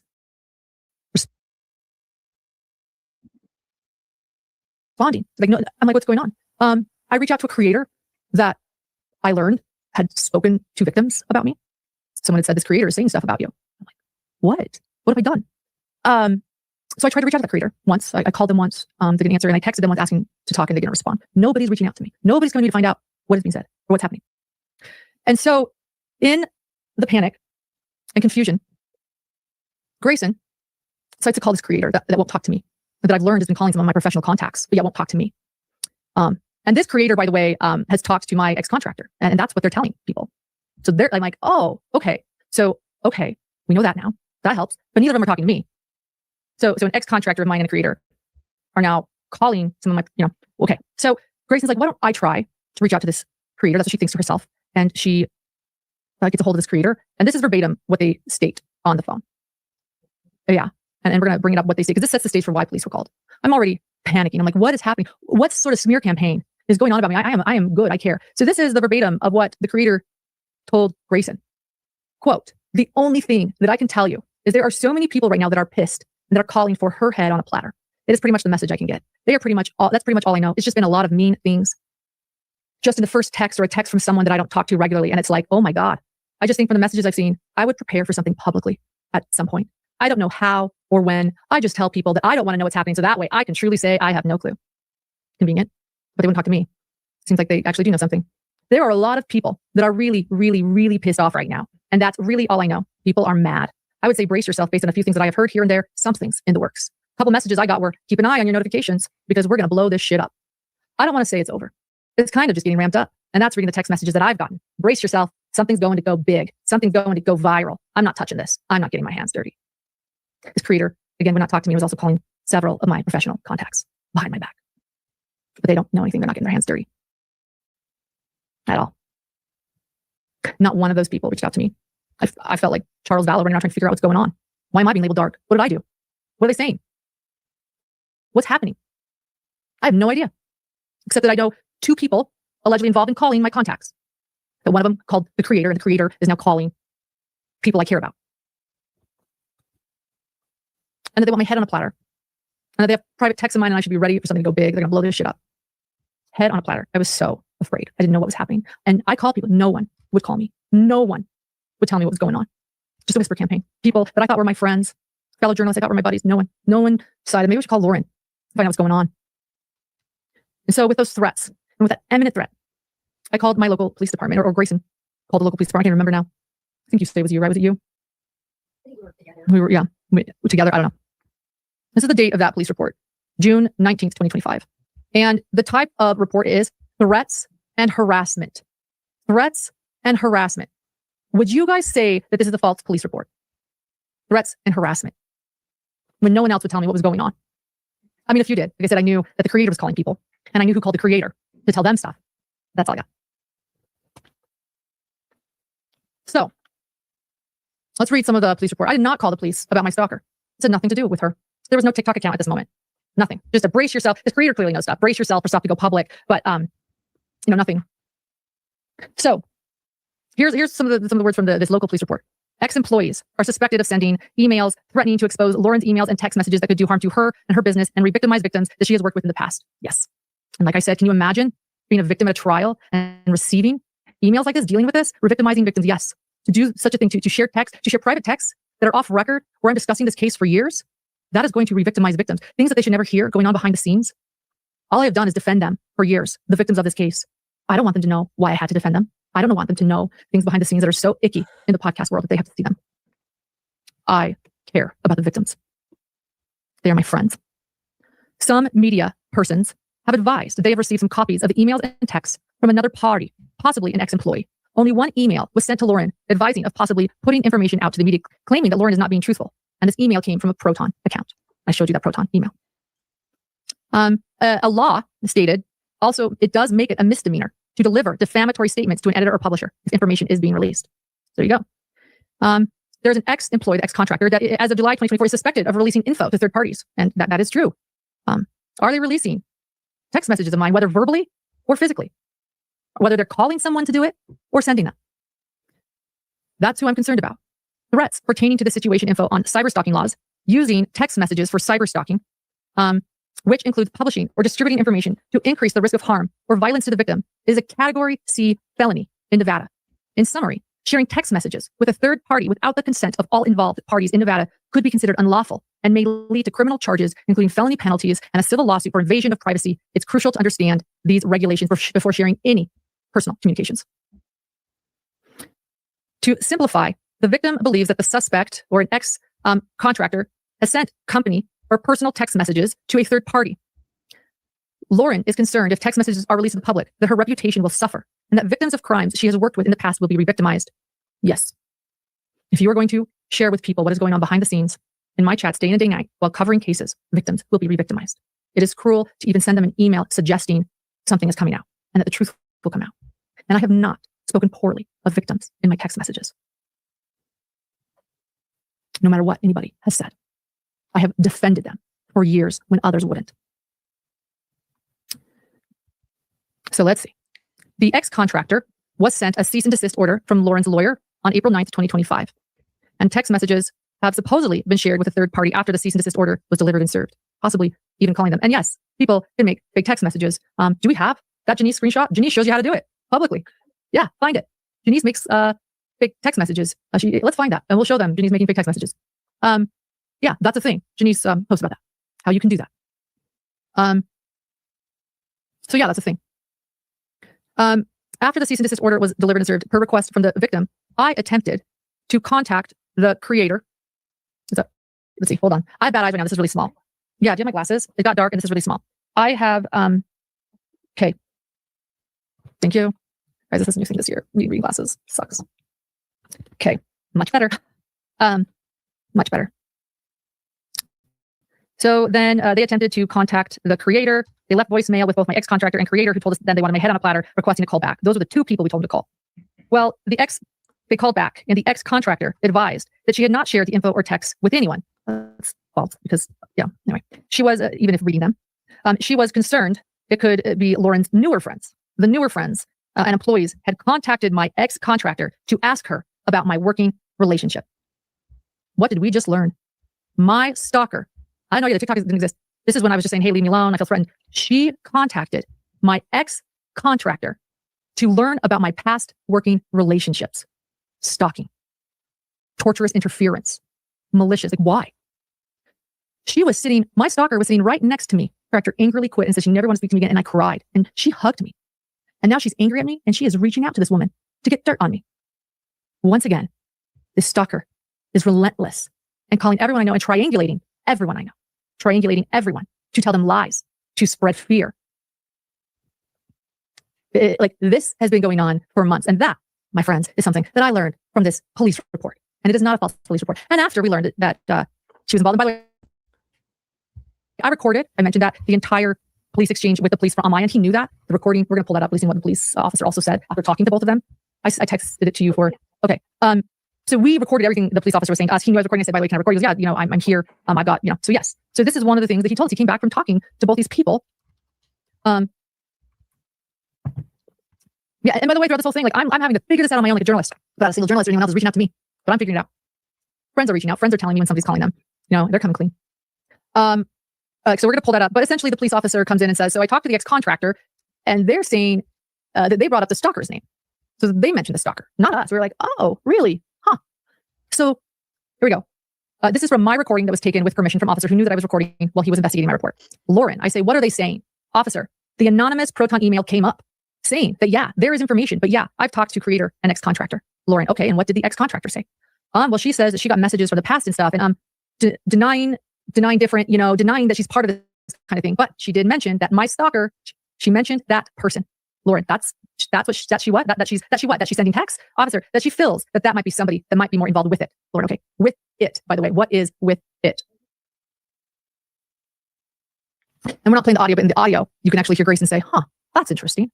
But I also want to point out with it, what is it? What is this it? What are they trying? Are they all trying to destroy me? Are they getting a group together to hurt me and destroy me, to burn my false kingdom down? Which why is it false? I don't even know. But now, my stalker, never mind, they're an ex-contractor too. So really, these are all a bunch of people that used to work for me. So now my ex-contractor is connecting with another ex-contractor, and then they're bringing in this creator to tell her things that defaming things, and then they're getting her to call other people. Like, what is this? This would be called group bullying, triangulation, fear tactics. It's cruel. So this was not a fake police report. It was real. We've caught it. So